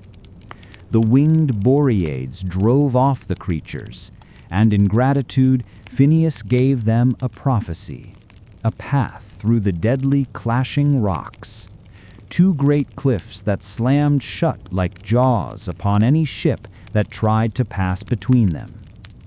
At Phineus's advice, they released a dove. It flew through the passage and lost only a single tail feather as the rocks slammed shut. The Argo followed at full speed, and the rocks caught her stern, but just barely. From then on, the passage remained still. The sea, it seemed, respected those who dared to challenge it. At last they reached Colchis, a land of fire and iron. King Aeetes did not kill them on sight, for in that ancient world strangers were sacred. But Aeetes agreed to grant Jason the fleece only if he could complete 3 impossible tasks. First, he must yoke a pair of fire-breathing bulls. Then he must plow a field with them and sow it with dragon's teeth. Finally, he had to defeat the army of warriors who would rise from that cursed soil. These were not tests of courage, but of certain death. It would have ended there had the gods not intervened. Eros, at Hero's urging, struck Medea, the daughter of Aeetes, with an arrow of love for Jason. She was a priestess of Hecate, versed in herbs and poisons, untouched by men, and as cold as moonlight. But at the sight of Jason, her heart betrayed her. She gave him a potion to shield him from the bulls' flames. She taught him to hurl a stone among the earth-born warriors, so that they would turn on one another in their confusion. And at last she led him to the Fleece itself, which was guarded by a serpent that never slept. Medea sang ancient spells, and the great beast sank into a magical slumber. Jason seized the fleece, brilliant and soft as molten gold, and fled with Medea into the dark of night. Aeetes pursued them with his ships, but the lovers had bought themselves time with blood. Medea had taken her young brother, Absyrtus, with them, cut him into pieces, and scattered his limbs in the sea, forcing her father to stop his pursuit and gather the pieces for a proper burial. The Argo slipped away, its journey now stained by both crime and dark magic. Their return was a long and wandering one, past Scylla and Charybdis, through lands of danger and delay. At length they finally returned to Iolcus. But Peleus refused to yield the crown as he had promised. Medea, in a final act of vengeance, tricked his daughters into cutting their own father to pieces and boiling him alive, claiming it was a spell of rejuvenation. Horrified by this act, the people of the city rose up. Jason, now tainted by Medea's treachery, was exiled. He fled to Corinth, where he and Medea lived for years in an uneasy peace. But Jason, ever seeking legitimacy, eventually cast Medea aside and chose a Corinthian princess for his new wife. Medea, wronged and vengeful, unleashed a fury that no man could possibly endure. She sent a poisoned gown to the new bride, which burned her to ash. And then she murdered her own 2 sons by Jason. Finally she fled, carried away in a chariot drawn by dragons, a gift from her grandfather, the sun god Helios. Jason, completely broken, returned to Iolcus. In his final days, he wandered among the ruins, a forgotten man. One day, as he was resting beneath the Argo, now dry-docked and decaying on the shore, a heavy beam broke loose and struck his skull, killing him instantly. So passed the great hero, not in battle, not in glory, but in silence, killed beneath the rotting bones of his own past. Yet the tale of Jason and the Argonauts endured, for in the quest for the fleece, in the gathering of heroes, in a love turned sour and a greatness undone, Greece found one of its most powerful and enduring myths, the story of the promise and the terrible price of ambition. There are few bloodlines in Greek myth more stained by tragedy than the royal house of Thebes. Where most heroes battled monsters or sailed for distant thrones, the Theban kings fought their own kin and waged a desperate war against the past itself. Their legacy is not carved in bronze or sung in triumph, but written in riddles, in madness, and in murder. Even the city's foundation was steeped in omens and unrest. Thebes began with a quest. Cadmus, a Phoenician prince, set out to find his sister Europa after she was abducted by Zeus in the guise of a white bull. Unable to find her, Cadmus sought guidance from the oracle at Delphi, who told him to abandon his search and instead follow a cow until it lay down to rest. On that spot he was to found a new city. Obediently he wandered until the beast collapsed upon a hill, but when Cadmus sent his companions for water, they met their deaths at the hands of a great serpent, sacred to the god Ares, which was guarding a nearby spring. Cadmus slew the serpent himself, and at the bidding of the goddess Athena, he sowed its teeth into the soil. From the earth sprang fully armed warriors, the Spartoi, or sown men, who immediately turned on one another until only 5 remained. These 5 became the founders of the noble families of Thebes, and Cadmus became their king. But the slaying of Ares' sacred serpent drew divine wrath upon him, and Cadmus was forced to serve the war god for 8 years in penance. He eventually married Harmonia, the daughter of Ares and Aphrodite, and the gods themselves came to their wedding. As a wedding gift, the couple received a cursed necklace forged by Hephaestus, a thing of breathtaking beauty that would bring ruin to all who wore it. And so the doom of Thebes began, not in hatred, but in celebration, cursed by beauty and by blood. Generations passed and the curse held true. Cadmus's daughters all met with cruel fates. Ino went mad and threw her child into the sea. Autonoe's son, Actaeon, was torn apart by his own hounds after accidentally glimpsing the goddess Artemis bathing. Semele, a lover of Zeus, was tricked by Hera into demanding that he reveal his true form, and she died, consumed by his divine flame. And Agave, in a frenzy of Dionysian madness, tore her own son Pentheus limb from limb, believing him to be a lion. But it was through Cadmus's great-great-grandson Laius that the true tragedy would finally unfold. Laius became king of Thebes and took Jocasta as his queen. Yet the gods had not forgiven the line of Cadmus, and an oracle delivered a new prophecy. If Laius ever had a son, that child would one day kill his father and marry his own mother. As in all Greek stories, the warning was not enough to prevent the sin. Laius lay with Jocasta, and a son was born. Terrified, Laius ordered the infant's ankles to be pierced and bound, then gave him to a servant to be abandoned on Mount Cithaeron and left to die. But the servant, pitying the child, passed him to a shepherd, who in turn delivered him to the king and queen of Corinth, who were childless and welcomed the boy as their own. They named him Oedipus, meaning swollen foot, and never told him the truth of his blood. Oedipus grew into a clever and proud young man, but rumors of his birth eventually reached him. Seeking the truth, he journeyed to Delphi, where the oracle gave him the very same prophecy once spoken to Laius, that he would kill his father and marry his mother.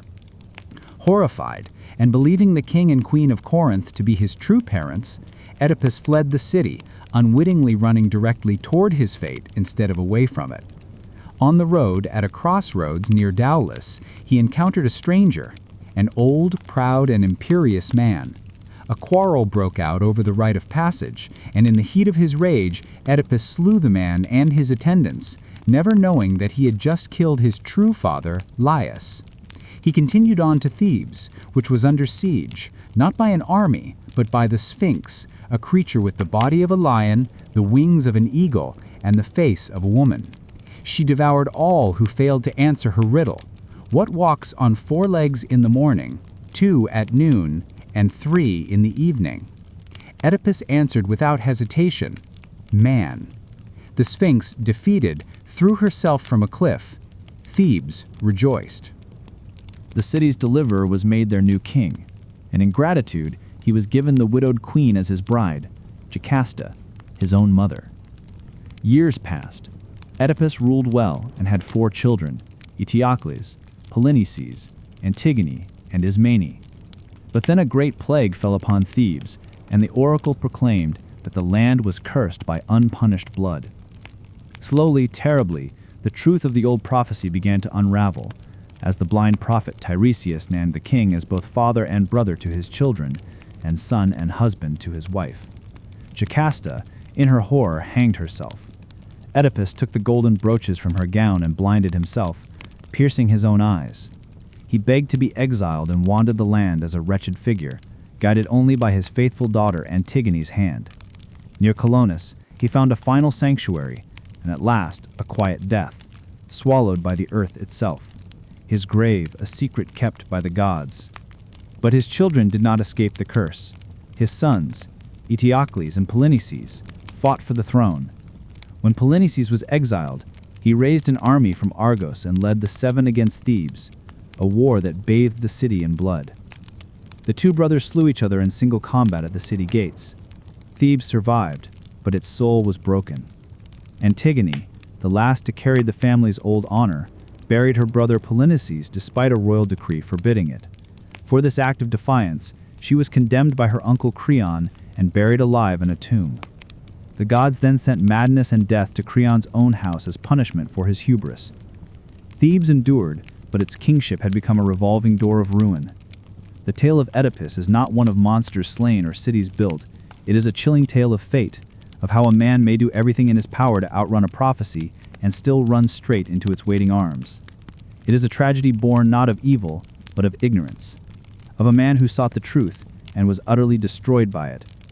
The house of Thebes, for all its glory, was built upon the bones of serpents and riddles, and no riddle, no matter how cleverly answered, can ever change the will of the gods.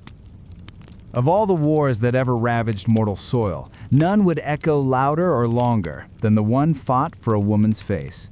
It was a war of broken oaths and wounded pride, of breathtaking beauty and bitter betrayal, a war of gods and kings that would end in the fall of empires. It began not with spears or with fire, but with a wedding, one to which all the gods had been invited, save for one. Eris, the goddess of discord, was not welcome at the marriage of the mortal king Peleus and the sea nymph Thetis, who was fated to bear a son greater than his father. In her fury at being snubbed, Eris cast into the feast a golden apple, inscribed with 3 simple words that would shatter kingdoms: "To the fairest."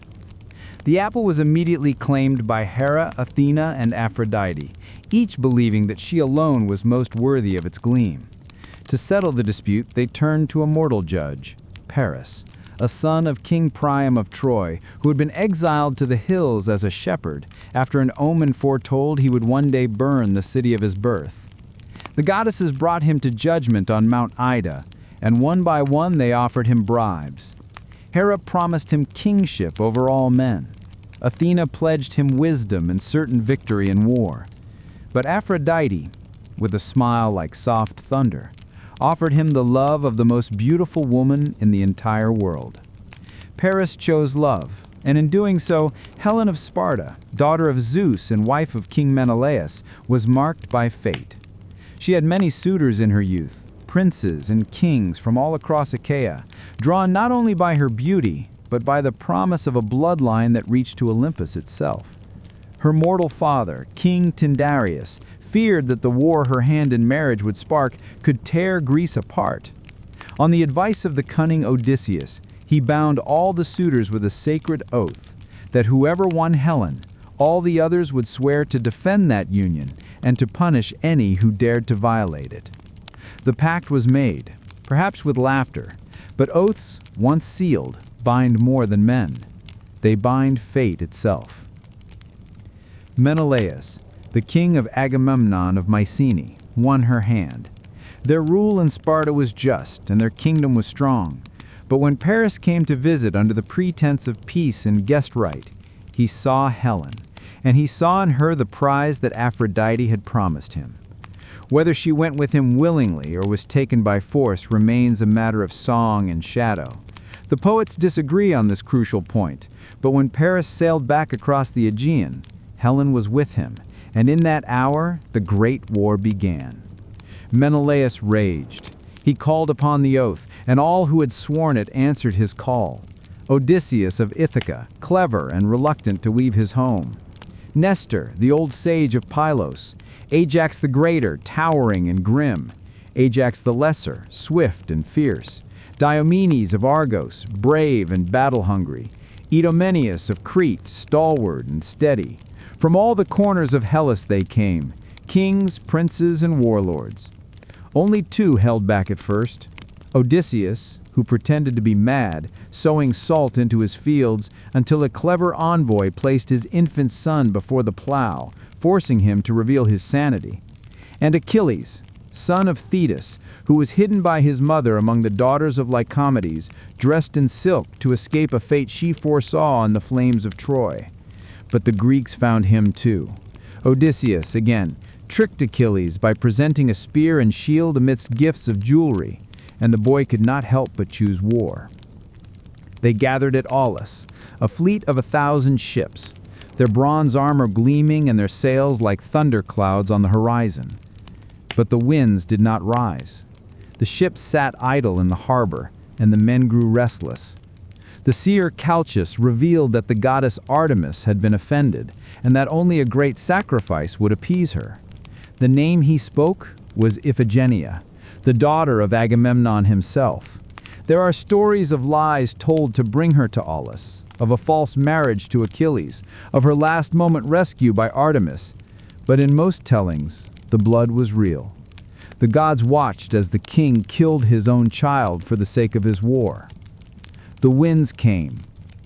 The fleet sailed east, and the world changed forever. The Greeks set foot on Trojan shores not as raiders but as judgment itself. For 10 long years they would camp beneath the walls of Ilium.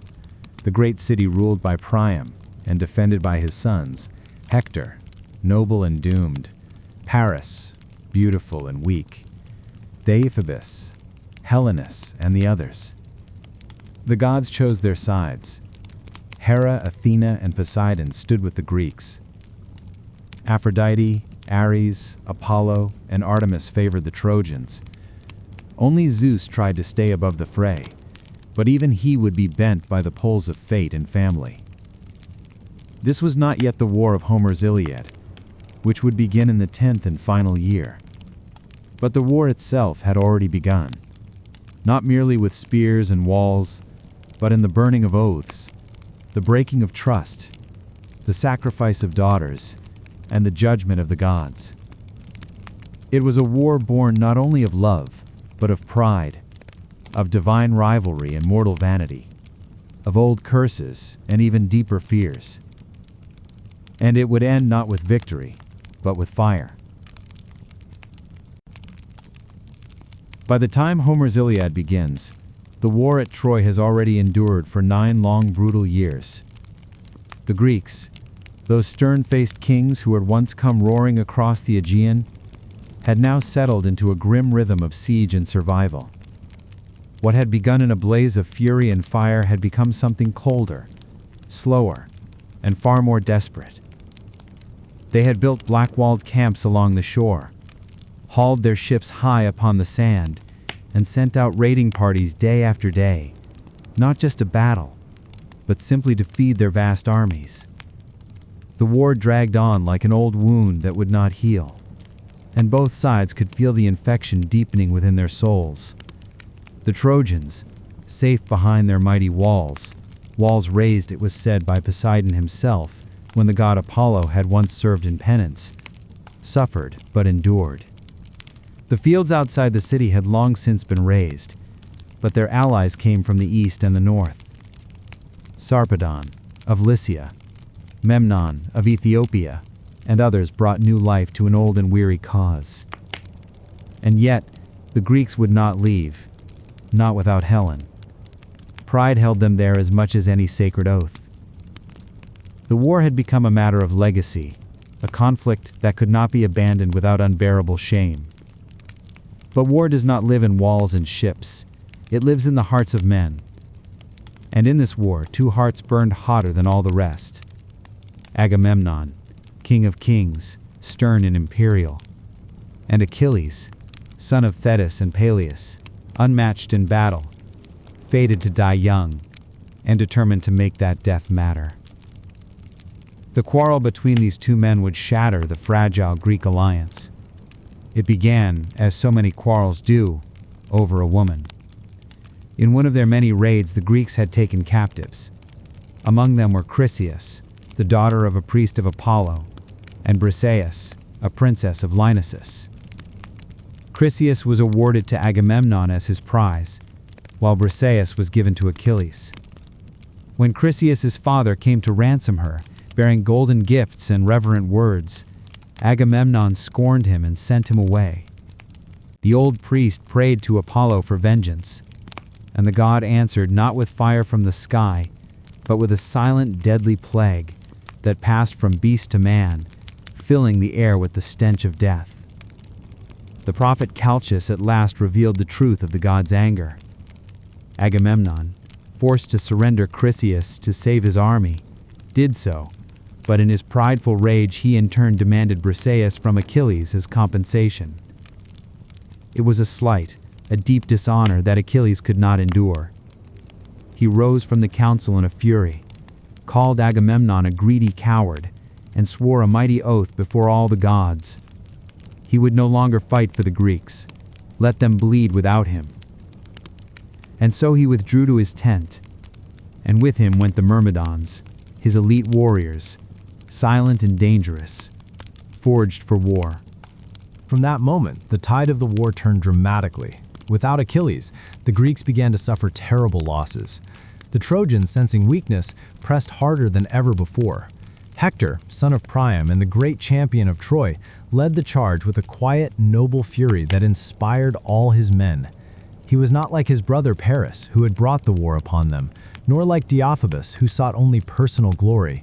Hector was the heart of the city, a husband, a father, a prince who carried the heavy burden of his people, not in pride, but in solemn duty.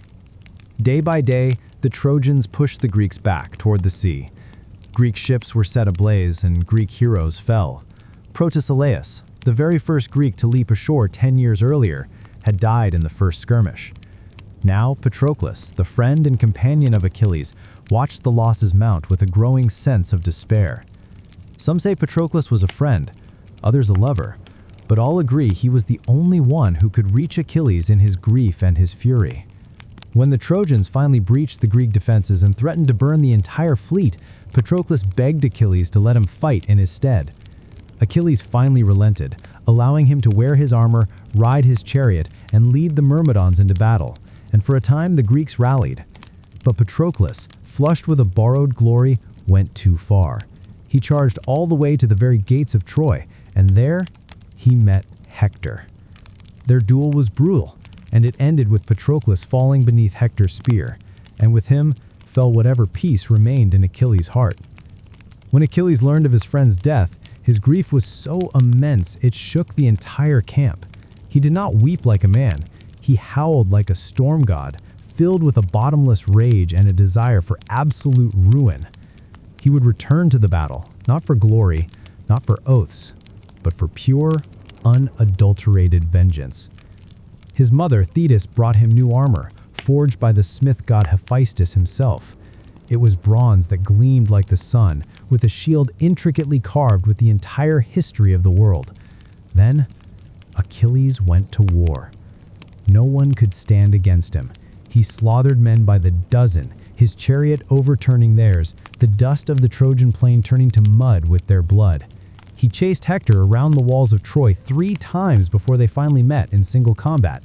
Hector fought bravely, but Achilles was a fire that no water could possibly quench.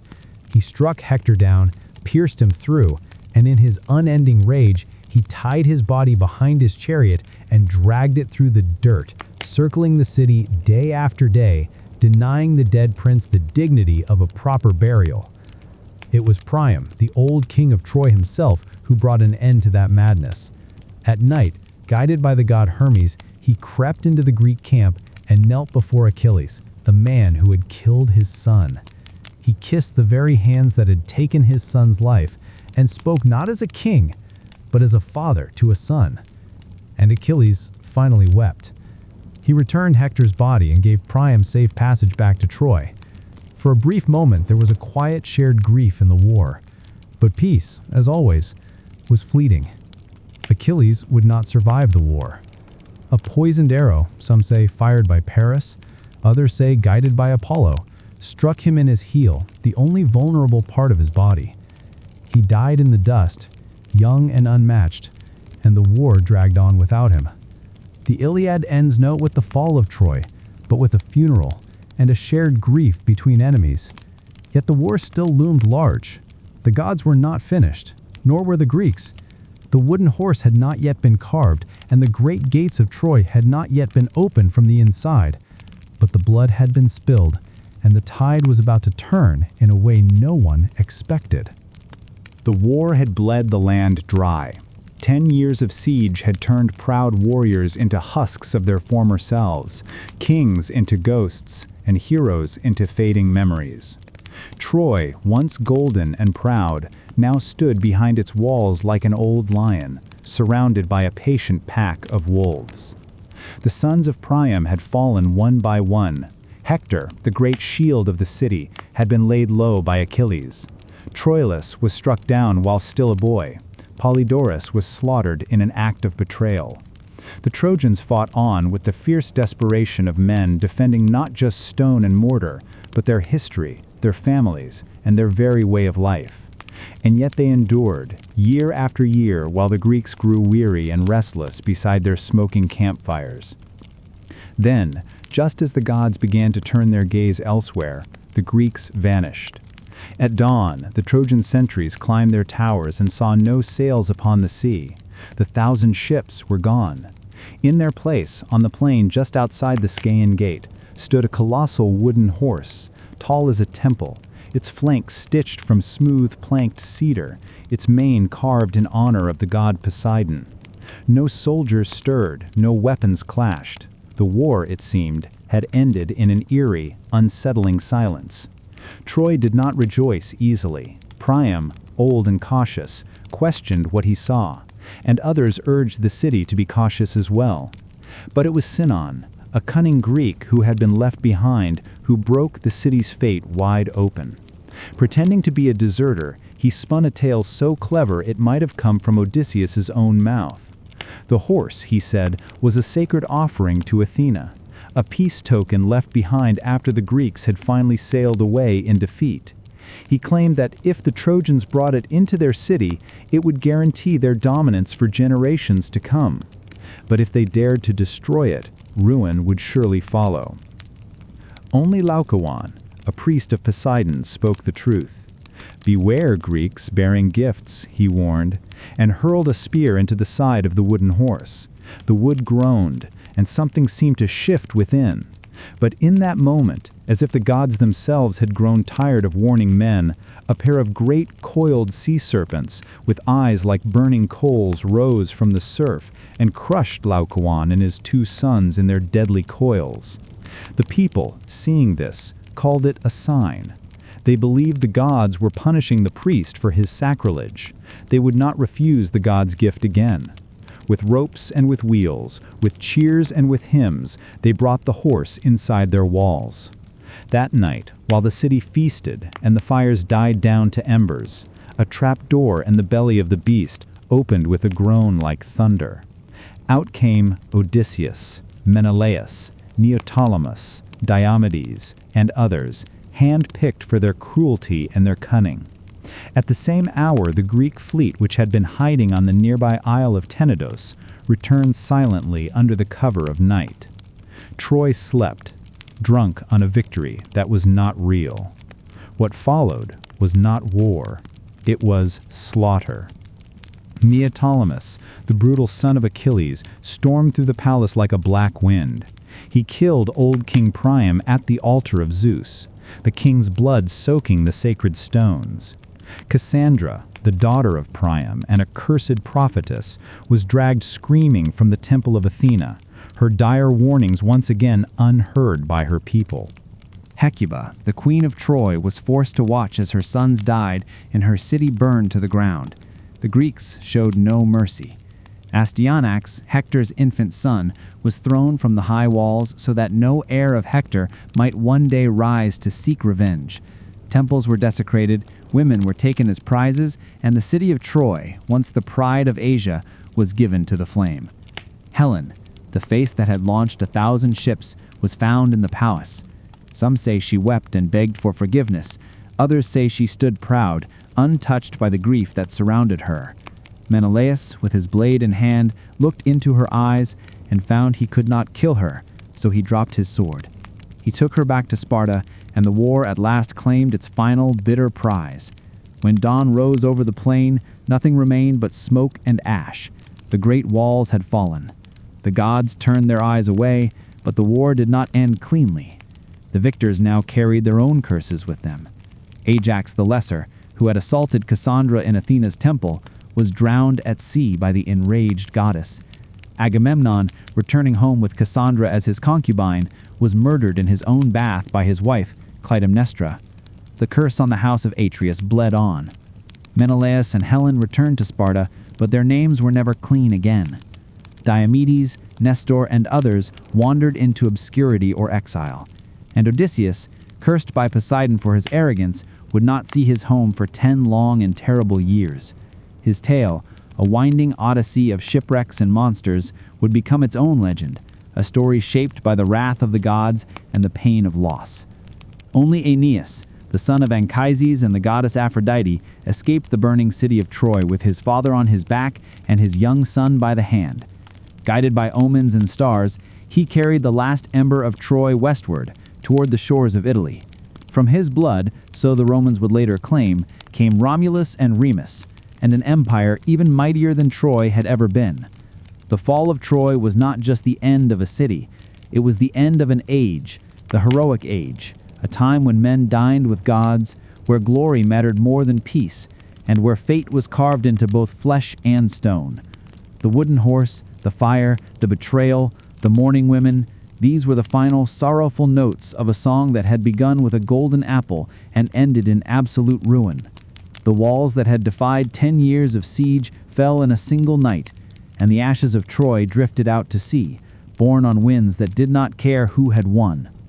The fall of Troy was not the end of the story, but the beginning of another kind of tragedy. It was a tragedy not fought in open fields or before high-walled cities, but on dark seas, in storm-tossed coves, and in the crumbling halls of once proud kings. For those who survived the war, the journey home would prove to be far more perilous than the war itself. The gods, unappeased by the brutal sack of Troy, turned their fury against the victors. The winds that had once carried them to war now scattered them like leaves across the face of the world. Agamemnon, the high king, returned first, or so it seemed.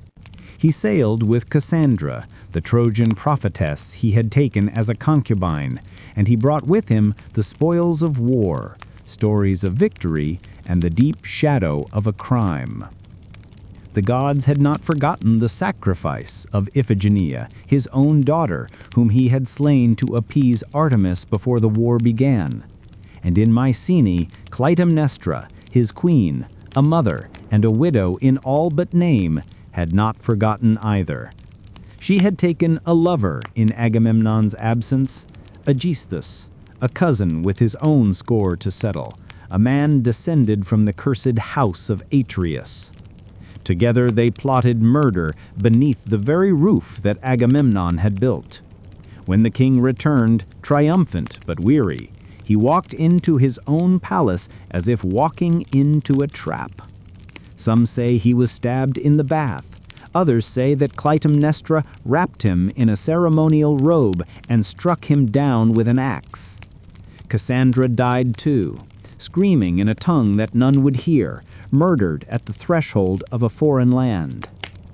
Clytemnestra, bloodied and unrepentant, stood over her husband's body and claimed the act not as murder, but as justice. In that house, vengeance had become a dark and bloody tradition. In time, that vengeance came again. Orestes, the son of Agamemnon and Clytemnestra, returned from exile and slew both his mother and her lover, urged on by the god Apollo and then hounded by the Furies, ancient goddesses who punished kinslaying with madness. His was a tale of blood and absolution, one that would echo in Athenian courts and myths for generations to come. But his was not the only path home to be twisted by divine hands. Menelaus and Helen wandered long across the sea, driven southward to the shores of Egypt by contrary winds.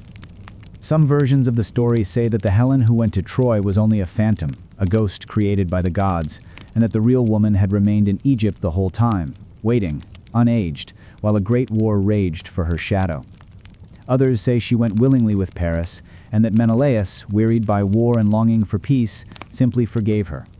They returned to Sparta at last and ruled together in an uneasy silence. But Helen's name, once a poem, had now become a curse, and Sparta would never again rise as high as it had on the day she left. But it was Odysseus whose journey became the most storied, the most sorrowful, and the most enduring of them all. After Troy, he sailed not for home, but into a 10-year trial by sea, caught between the unyielding wrath of Poseidon and the cruel whims of fate. He was no innocent. Odysseus had contrived the wooden horse and had led the sack of Troy, and in doing so, he had desecrated temples and angered the gods. Poseidon in particular had marked him for punishment. Odysseus's ship was hurled from island to island, each one more strange and dangerous than the last. He blinded Polyphemus, the Cyclops, a son of Poseidon, escaping with the clever and famous name of Nobody. He dallied with Circe, the sorceress who turned his men into swine, and with Calypso, the sea nymph who kept him as a lover for 7 long years. He journeyed to the edge of the underworld, spoke with the dead, and heard the beautiful and deadly song of the sirens, tied to the mast of his ship while his crew rode on with their ears plugged by wax. He sailed between the monsters Scylla and Charybdis, lost all of his men to storm and to folly, and at last washed ashore, alone, on the island of the Phaeacians, who, moved by his tale, gave him a ship and safe passage home. At last he returned to Ithaca, dressed in rags and in silence, his beard long, his eyes cold and hard. There, in his absence, a mob of suitors had overrun his house, feasting on his wealth and plotting to marry his wife, Penelope, who had waited for him, weaving and unweaving the same shroud by candlelight for years to hold them at bay. Odysseus, with the help of his son Telemachus and a loyal swineherd, took up the bow that only he could string and slew the suitors one by one. Blood filled the great hall of his home, and peace returned, but only for a time. The cycle of war and vengeance was never far behind, even for the cleverest of heroes. Many others fared worse. Ajax the Lesser was struck down by Athena for his crimes in her temple. Diomedes, though valiant in the war, returned to find his wife unfaithful and his city turned against him. He wandered west, founding new cities and fading into legend. Philoctetes, who had slain Paris with the bow of Heracles, found no welcome at his own home and became a wanderer. And Neoptolemus, the brutal son of Achilles, was killed in Delphi, cut down at Apollo's own altar, perhaps in penance for the blood he had spilled at Troy. The Trojan War had promised glory to a generation of heroes. It had delivered only ashes. The heroes who had once stood shoulder to shoulder beneath the walls of Ilium returned to broken homes, bitter wives, hostile gods, and the hollow echo of songs that no longer matched the grim truth of their lives. In the end, there were no victors, only survivors. Before the walls of Troy ever stood, before heroes raised their shields or ships touched the wine-dark sea, there was a deeper current of power, older than man, older even than war itself, the rule of the gods. Their stories are often whispered beneath the tales of mortals, but it was the Olympians who wove the very fabric of fate. And it was not always they who had ruled. Before Olympus there was chaos, and after chaos came Gaia, Uranus, Cronus, and the slow, violent birth of a divine order. The age of the Titans had ended with fire and with thunder. Zeus, the youngest of Cronus's children, had risen against his father, freed his siblings from the belly of the sky god, and cast the Titans into the black pit of Tartarus. In their place rose the Olympians, 12 in number, though their names and thrones would shift with the passing of time. Zeus, Hera, Poseidon, Demeter, Hestia, Athena, Apollo, Artemis, Ares, Aphrodite, Hephaestus, and Hermes. Upon Mount Olympus they built a new order, not necessarily kinder than the one before, but shrewder, more complex, and far more entangled with the fates of mortals. Zeus ruled from his golden throne, the thunderbolt always within his reach, his voice becoming law among both gods and men. But his rule was not born solely from his immense strength. He was a king who understood alliances, who rewarded loyalty, and who punished betrayal swiftly. He divided the world among his brothers, the sky for himself, the sea to Poseidon, and the underworld to Hades. Earth and Olympus they would share in an often uneasy balance. Around him, the new Pantheon took its shape. Hera, his sister and his queen, reigned as the goddess of marriage and childbirth, though her days were often spent in a fury of suspicion, for Zeus was never faithful. His liaisons were countless, with goddesses, nymphs, and mortal women alike, and each of these unions produced children who would rattle the world. Heracles, Perseus, Helen, Minos, and many more. Hera, ever watchful, punished his lovers and their offspring with a wrath that was both cold and enduring. Beside them stood Athena, born not from a womb, but from Zeus's own skull, fully formed and armored. She was the goddess of wisdom and of warcraft. She favored mortals who used cleverness over brute force, like Odysseus above all others, and she guided cities like Athens to flourish under law and reason. Unlike her half-brother Ares, who delighted in pure slaughter, Athena's warfare was disciplined and precise.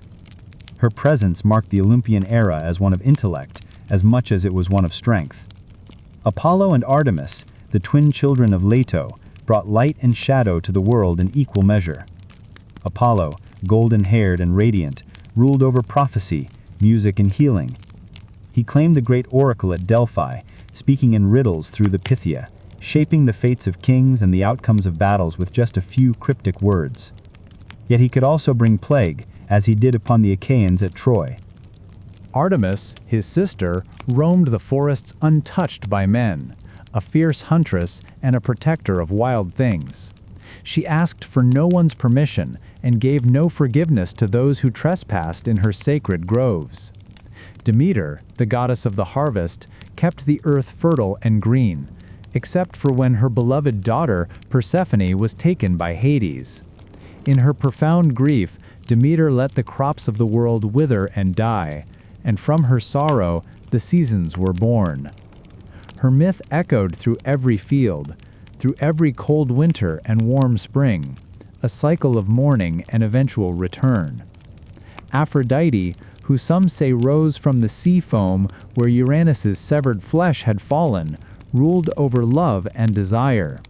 Her beauty stirred both gods and mortals to a state of madness. She bound men's hearts to both ruin and pleasure alike.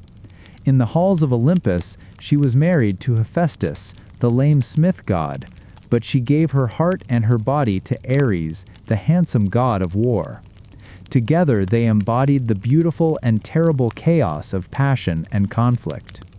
Hermes, the quick-witted son of Zeus, moved between the worlds as a messenger, a thief, and a guide of souls to the underworld. He was the god of boundaries, both the keeper and the breaker of them. No door was ever closed to Hermes. He walked freely from Olympus to Hades, from a feast to a battlefield, a knowing smile always playing on his lips. This new pantheon did not rule in silence. The Olympians were not distant creators. They were immanent, meddling gods who played favorites and waged subtle wars through the hands of the mortals they chose to champion. Unlike the Titans, who had embodied raw elemental forces, the Olympians were startlingly accurate reflections of human nature, elevated to a divine and terrifying scale. Their loves were messy, their grudges were eternal, and their pride was vast. They helped and they hindered as their whims dictated. Cities were founded in their honor. Sacrifices were burned for their favor. Oracles spoke their will, and every home kept a small flame for Hestia, the goddess of the hearth, who asked for little and gave peace in return.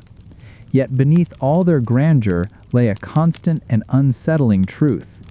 Their power, though vast, was not absolute. They could be bound by their own oaths, tricked by clever mortals, and undone by time. Even Zeus, in all his glory, was haunted by the same fear that had doomed his father, that one day a child of his would rise to overthrow him. His union with the sea nymph Thetis was abandoned for this very reason. She was wed instead to a mortal, Peleus, so that her son Achilles would be mortal and die young and never ascend to challenge his own father. In this, the Olympians were no different from men.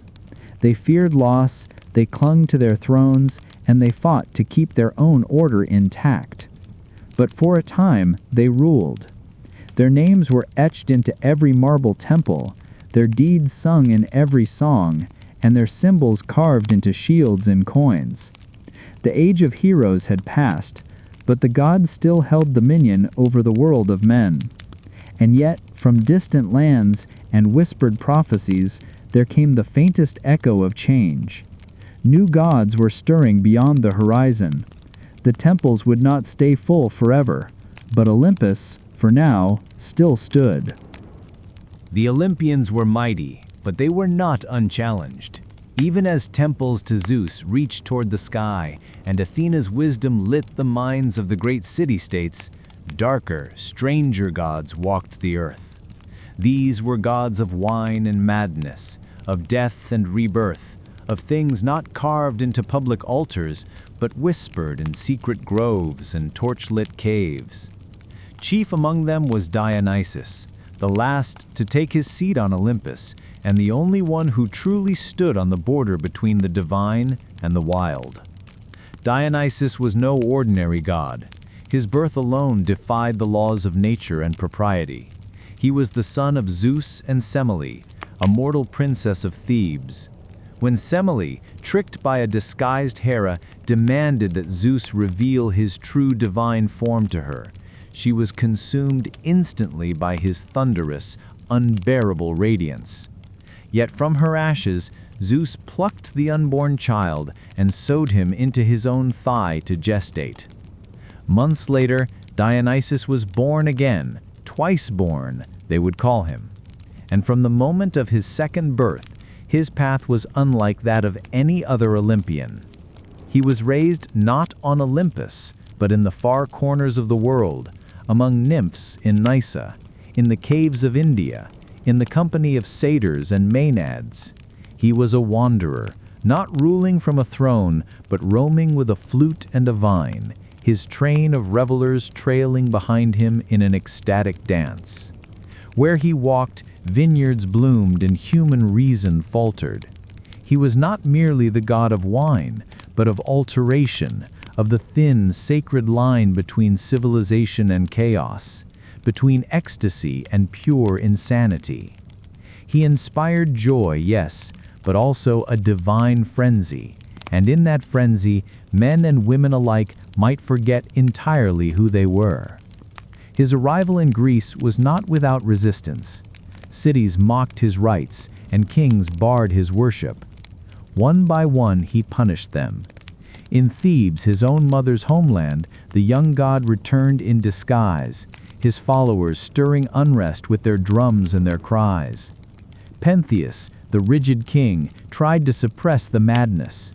He arrested the disguised Dionysus, scoffed at the wild rites, and sought to spy on the women who danced in the hills.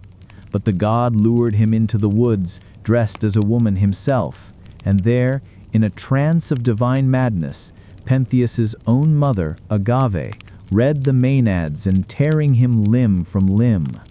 Only when she returned to the city, carrying her son's head on a thyrsus, did the spell finally break, and the lesson of the god's power settled like a dark shadow over all of Thebes. Dionysus was the god of theater as well as intoxication, of masks and performance, of truths that could only be hidden within lies. His festivals became the heart of Greek drama, where both comedies and tragedies were performed in his honor. Through masks and songs, the Greeks gave shape to the fears and desires they dared not speak aloud in their daily lives. To worship Dionysus was not to bow before power, but to surrender to it completely. And with Dionysus came something new to the Greek world, the mystery cults, religions of initiation, of secrecy, and of rebirth. Unlike the formal, public rites of Olympus, the mystery cults promised something deeply personal to their followers. In the Eleusinian mysteries, followers of Demeter and Persephone reenacted the story of a daughter's descent into death and her return to life, a cycle of loss and renewal. The Orphics, followers of the poet-mystic Orpheus, spoke of Dionysus as a god who was torn apart and then resurrected, a god whose suffering brought wisdom and whose rites promised freedom from the endless cycle of rebirth. These mysteries did not reject the Olympians, but they moved beneath them in ways that were quieter and deeper. They offered hope where the thundering gods of Olympus gave only lore. They whispered of a soul that could endure, that could transcend the mortal body and its fate. And in that promise, the old certainties of the Greek world began to tremble. Even on Olympus, the cracks began to show. The gods feuded more bitterly than ever before. Ares and Athena vied for the hearts of warriors. Apollo fell in love too often and too fatally, with Hyacinthus, with Daphne, with Cronus, leaving a trail of death and transformation in his wake. And Aphrodite, jealous and capricious, punished mortals for the very desires that she herself had stirred within them. The gods began to resemble the very mortals they ruled, proud, fickle, wounded, and lost. In Dionysus, the old Olympian order had met both its mirror and its undoing. He was divine, and yet he lived as a wanderer. He brought joy, yet he left madness in his wake. He tore down kings and raised up peasants. And most importantly, he changed the nature of divinity itself. The gods were no longer aloof and eternal beings far removed from the human experience. Through mystery, through ritual, through wine and song and madness, mortals could now feel the breath of a god within themselves, not in temples, but in their own bodies and souls. And somewhere in the distance, beyond the wine-dark seas and the marble columns, new gods were stirring. Rome was rising. The world was changing. And Olympus, for all its thrones and its thunders, both its wisdom and its hubris, could already feel the wind shifting on the mountaintop. The Olympians, for all their immortality and glory, did not confine their stories to the high halls of Olympus. They descended again and again into the world of men in the form of lovers, tempters, warriors, or punishers. They mingled with mortals and left behind not just oracles or omens, but children. These children of gods and mortals, the demigods, were born into a world that neither fully embraced them nor could ever fully contain them. Some became kings, others became monsters, but a few became legends, their stories lasting longer than the walls of Troy or even the temples of the gods who had sired them. Foremost among these was Heracles, the son of Zeus and Alcmene, a mortal queen of Thebes. His very conception was marked by trickery. Zeus came to Alcmene in the form of her own husband, drawing out the night so that it lasted twice as long as normal. From that deception, Heracles was born, already shadowed by the burning wrath of Hera. For Hera, the queen of heaven, could never abide her husband's infidelities, and she made the life of Heracles a crucible of unending torment. While he was still in his cradle, she sent serpents to kill him, and the infant simply strangled them with his bare hands. Heracles grew into a man of impossible strength, but it was not brute force that ultimately defined his legend. It was penance. In a fit of divinely sent madness, Hera's vengeance once again, he killed his own wife and children. Racked by a grief that no mortal could bear, he sought purification at the Oracle of Delphi. There he was told to serve Eurystheus, a petty king, and complete 12 labors, each one more impossible than the last.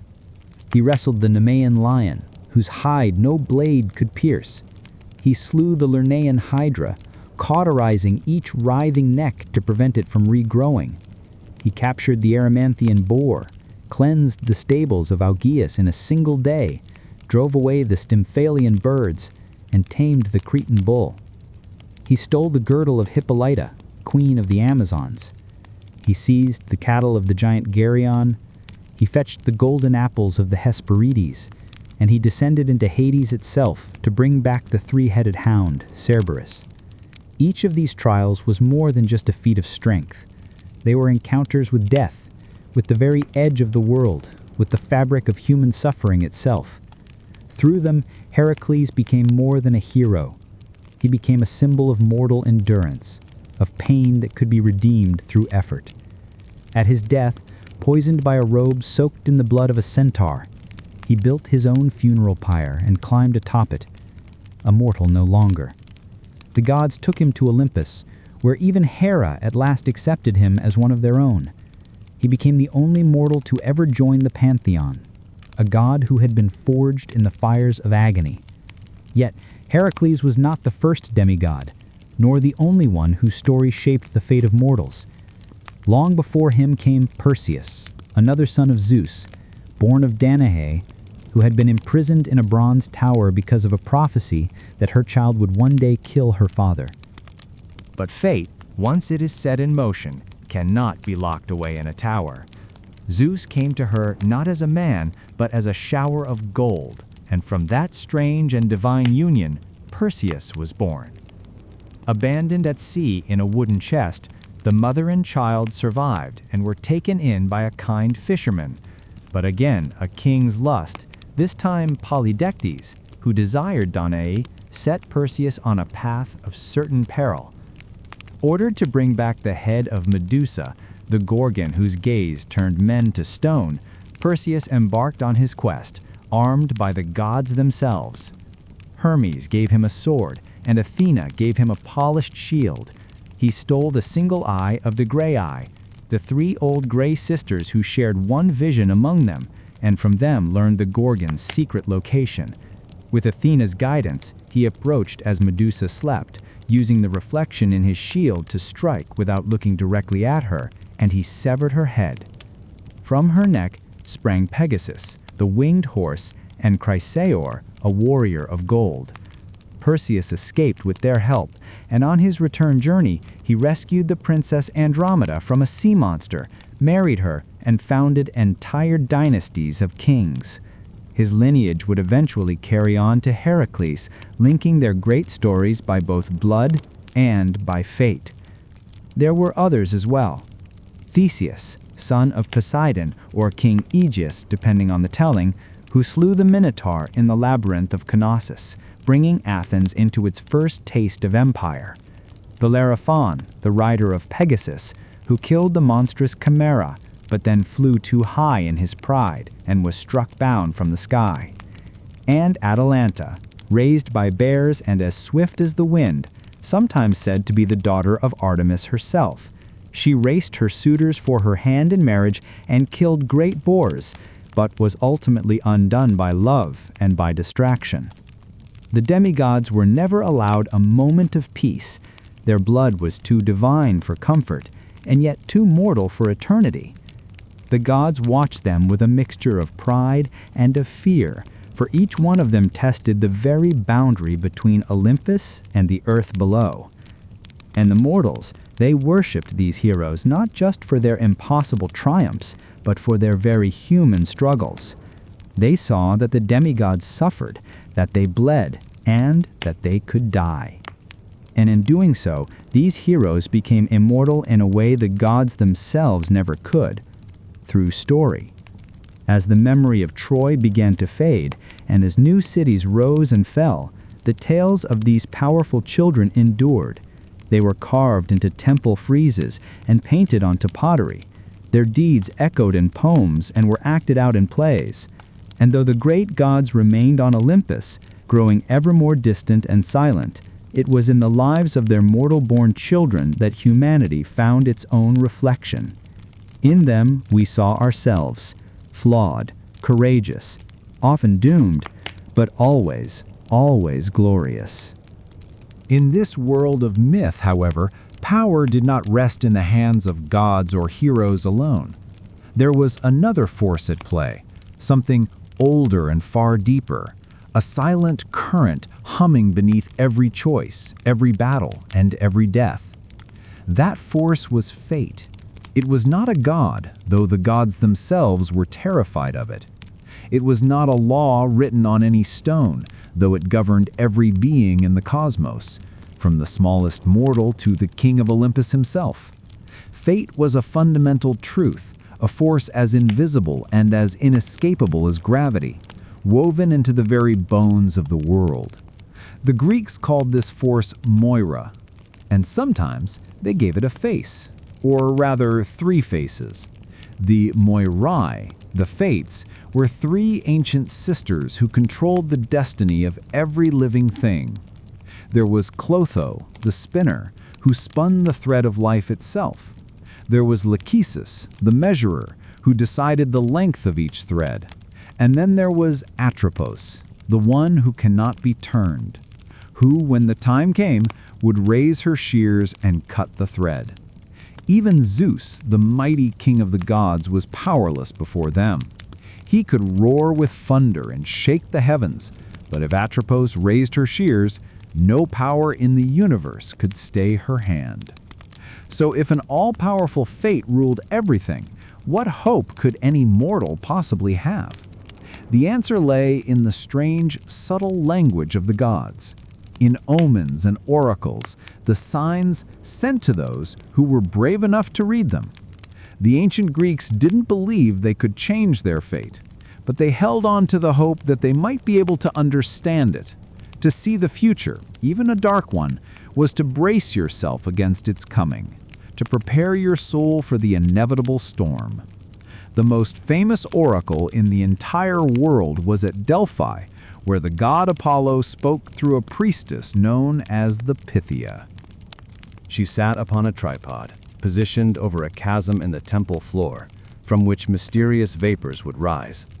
She would breathe in these vapors, fall into a trance, and deliver the cryptic words of the god in riddles and fragmented whispers. Kings and generals from across the known world made the pilgrimage to her, seeking answers that would grant them glory or survival. But Apollo never gave a straight answer. His prophecies were like a double-edged sword, capable of cutting both ways. The stories of history are twisted around the tragic misunderstandings of his words. Croesus, the wealthy king of Lydia, asked the oracle if he should go to war against the mighty Persian Empire. The Pythia told him that if he crossed the river, he would destroy a great empire. He marched to war, full of confidence, only to find that the great empire he destroyed was his own. Oedipus was told he was fated to kill his father and marry his mother. He spent his entire life running from that prophecy, doing everything in his power to avoid it. But every step he took to flee his doom was a step that led him directly into its jaws. The oracle had been right, as always. It was the desperate attempts of men to outwit their destiny that so often doomed them. There were other ways to hear the whispers of fate. At the oracle of Dodona, priests would interpret the will of Zeus in the rustling of leaves in a sacred oak grove. In other shrines, the future was read in dreams, in the flight patterns of birds, or in the entrails of sacrificed animals. A flash of lightning before a battle, a murder of crows flying to the left, a sneeze at the wrong moment. These were not small things. They were communications from the divine, warnings that a commander ignored at his own peril. The power to read these signs gave certain people immense influence. Seers like Calchas, who guided the Greeks at Troy, and Tiresias, the blind prophet of Thebes, held power equal to that of kings. Tiresias, who is said to have lived as both a man and a woman, possessed a wisdom so profound that his visions were often seen as a curse by those who asked for them. But these practices weren't just superstitions. They represented a core belief of the Greek world, that mortals are not truly in control. No matter how great the hero, the wheel of fate turns on, and in that turning, all things must eventually be broken. The gift of prophecy, then, was not about gaining power. It was simply about awareness. To know the storm is coming doesn't mean you can stop it. It only means, perhaps, that you can die with your eyes open. In this constant tension between what we know and what we are helpless to change, the Greeks found a kind of tragic dignity. Hector knew he was going to die, yet he still strapped on his armor to defend his city. Achilles knew he would never return from Troy, yet he still boarded the ship. And year after year, the Pythia kept breathing the vapors at Delphi, whispering riddles in the smoke. Her voice was the cold, calm breath of a universe that had already decided what was to come. To the ancient Greeks, death was not an end. It was simply the end of breath. What came next was not a heaven or hell as we might think of them, but a different kind of realm, something more ancient and far more neutral. It was a vast, silent kingdom that existed beneath the very foundations of the earth, where all the dead, kings and slaves, heroes and villains, made their final journey. This place was called Hades, named for the grim and silent god who ruled it. The underworld held no fire, no demons with pitchforks. Yet it inspired such a profound dread in the hearts of mortals that they rarely even spoke the god's name aloud. They called him instead by other names, like Pluton, the wealthy one, for all the treasures of the earth, the silver and the gold, came from his domain. The geography of this land was shaped by myth. 5 great rivers flowed through its twilight landscape. There was the Styx, the river of hatred, by which the gods themselves swore their most unbreakable oaths. There was Acheron, the river of sorrow, Cocytus, the river of wailing, and Lethe, the river of forgetfulness. When mortals died, they arrived on the banks of these rivers as shadows, breathless and bloodless whispers of their former selves. There they would wait for Charon, the ancient silent ferryman.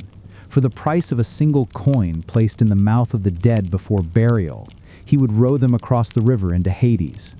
Those who were not given a proper burial, those who had no coin to pay the fare, were left to wander the gray shores for 100 years, their whispers lost on the wind. At the gates of the kingdom stood Cerberus, the monstrous three-headed hound, who welcomed the dead but would let none of them leave. Beyond him stretched the plains of Asphodel, a vast gray meadow where the vast majority of souls drifted in a state of silent, mindless forgetfulness, murmuring like dry leaves in an autumn wind. But not all the dead shared the same fate. 3 great judges, Minos, Rhadamanthus, and Aeacus, weighed the life of each soul. The truly wicked, the oath-breakers, the traitors, the murderers of their own kin, were cast into the deepest pit of all, Tartarus. There, in a chasm darker than the rest of the underworld, they suffered eternal torments designed to perfectly mirror their crimes. Sisyphus was condemned to forever roll a boulder up a hill, only to have it roll back down each time he neared the top. Tantalus was cursed with an unquenchable thirst, forced to stand in a pool of water that receded every time he bent to drink. A rare few, the great heroes and the purest souls, were granted passage to the Elysian fields. This was a paradise of green meadows, gentle winds, and endless spring where they could live on in comfort and peace. At the heart of it all sat the god Hades on his dark throne. He was not evil, as later myths would portray him. He was simply immovable, a king who did not interfere in the world above, who sought no worship, and whose rule was absolute and final. And beside him sat his queen, Persephone, whose story reveals the strange and beautiful duality of the Greek idea of death. Persephone was the daughter of Demeter, the goddess of the harvest.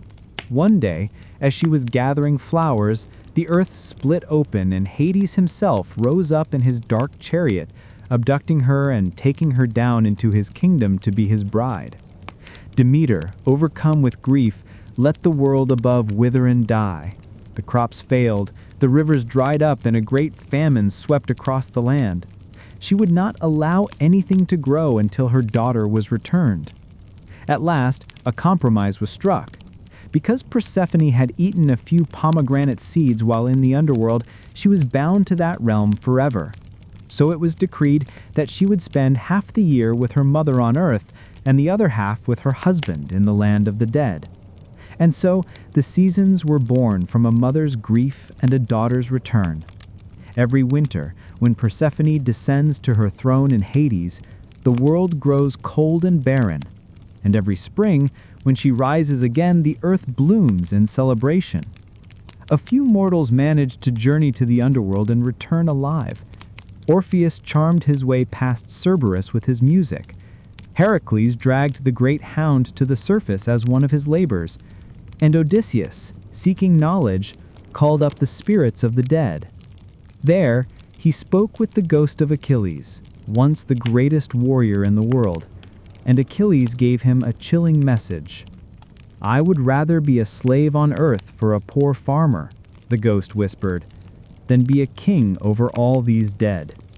And so the Greeks buried their dead with care, with coins for the ferryman and songs of remembrance. The underworld was not a punishment. It was simply a passage, a vast and silent mirror of life, ruled by a god who asked only for what all things must one day give: silence. Even the gods are not truly immortal, not in power, not in reverence, and certainly not in memory. There comes a time in the life of every myth when the divine grows quiet, when the great thrones, once built in thunder, are worn smooth and silent by time. For the gods of Olympus, this slow twilight began not with a war, but with the rise of a new power in the world. It began with Rome. The Romans did not destroy the Greek gods, instead they adopted them. They gave them new Roman names and folded their stories into the values of Roman conquest and empire. Zeus became Jupiter, no longer a wild god of the mountain peaks, but a stately lawgiver ruling from the Capitolian hill. The fierce independence of Athena was softened into the civic wisdom of Minerva. The wild madness of Dionysus was tamed into the cultured festivities of Bacchus.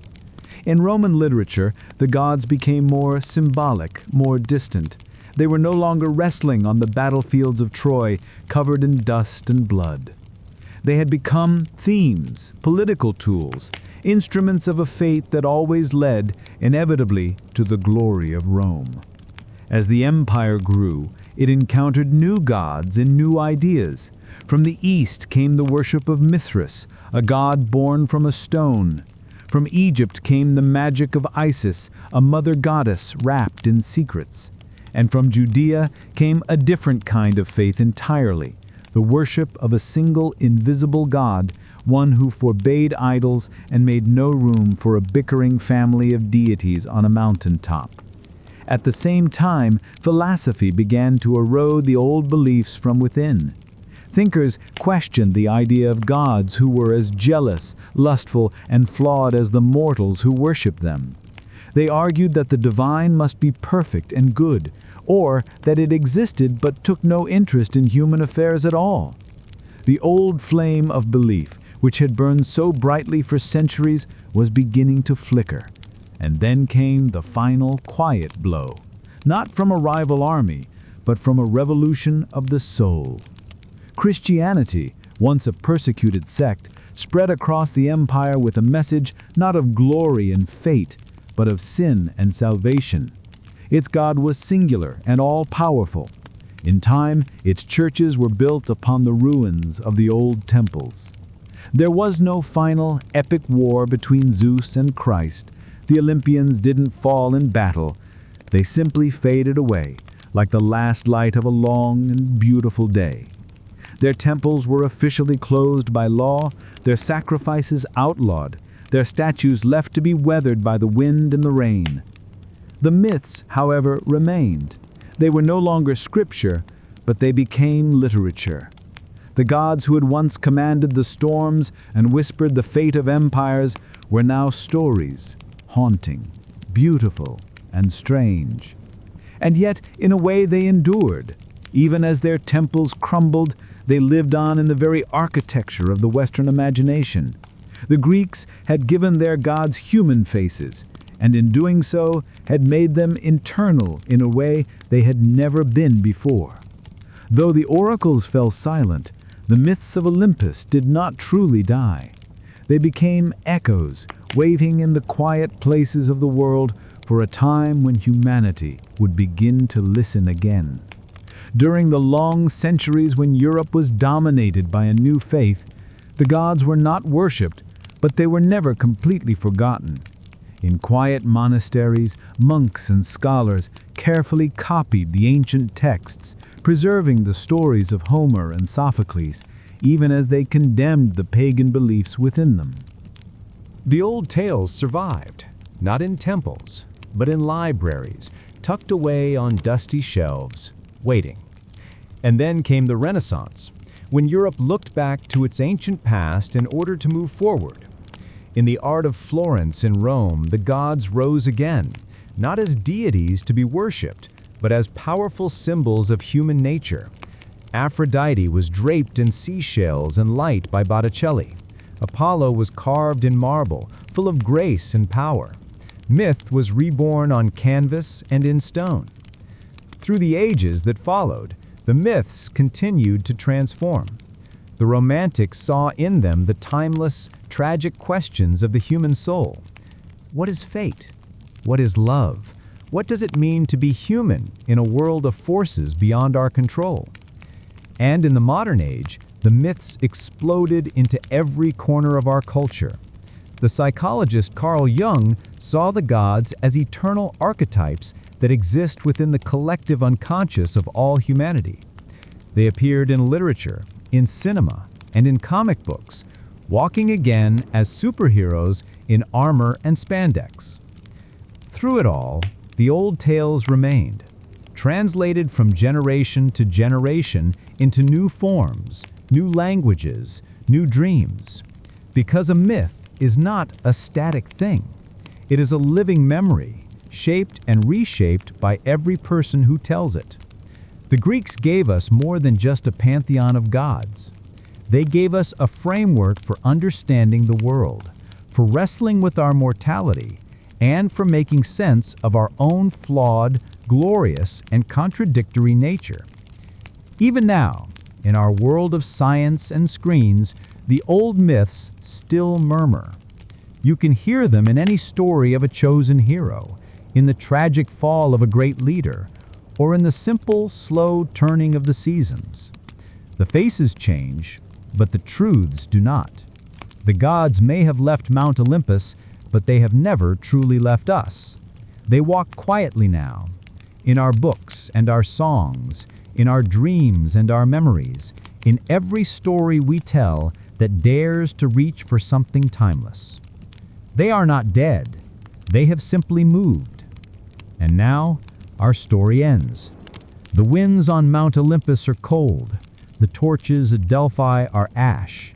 But the myths remain. Good night.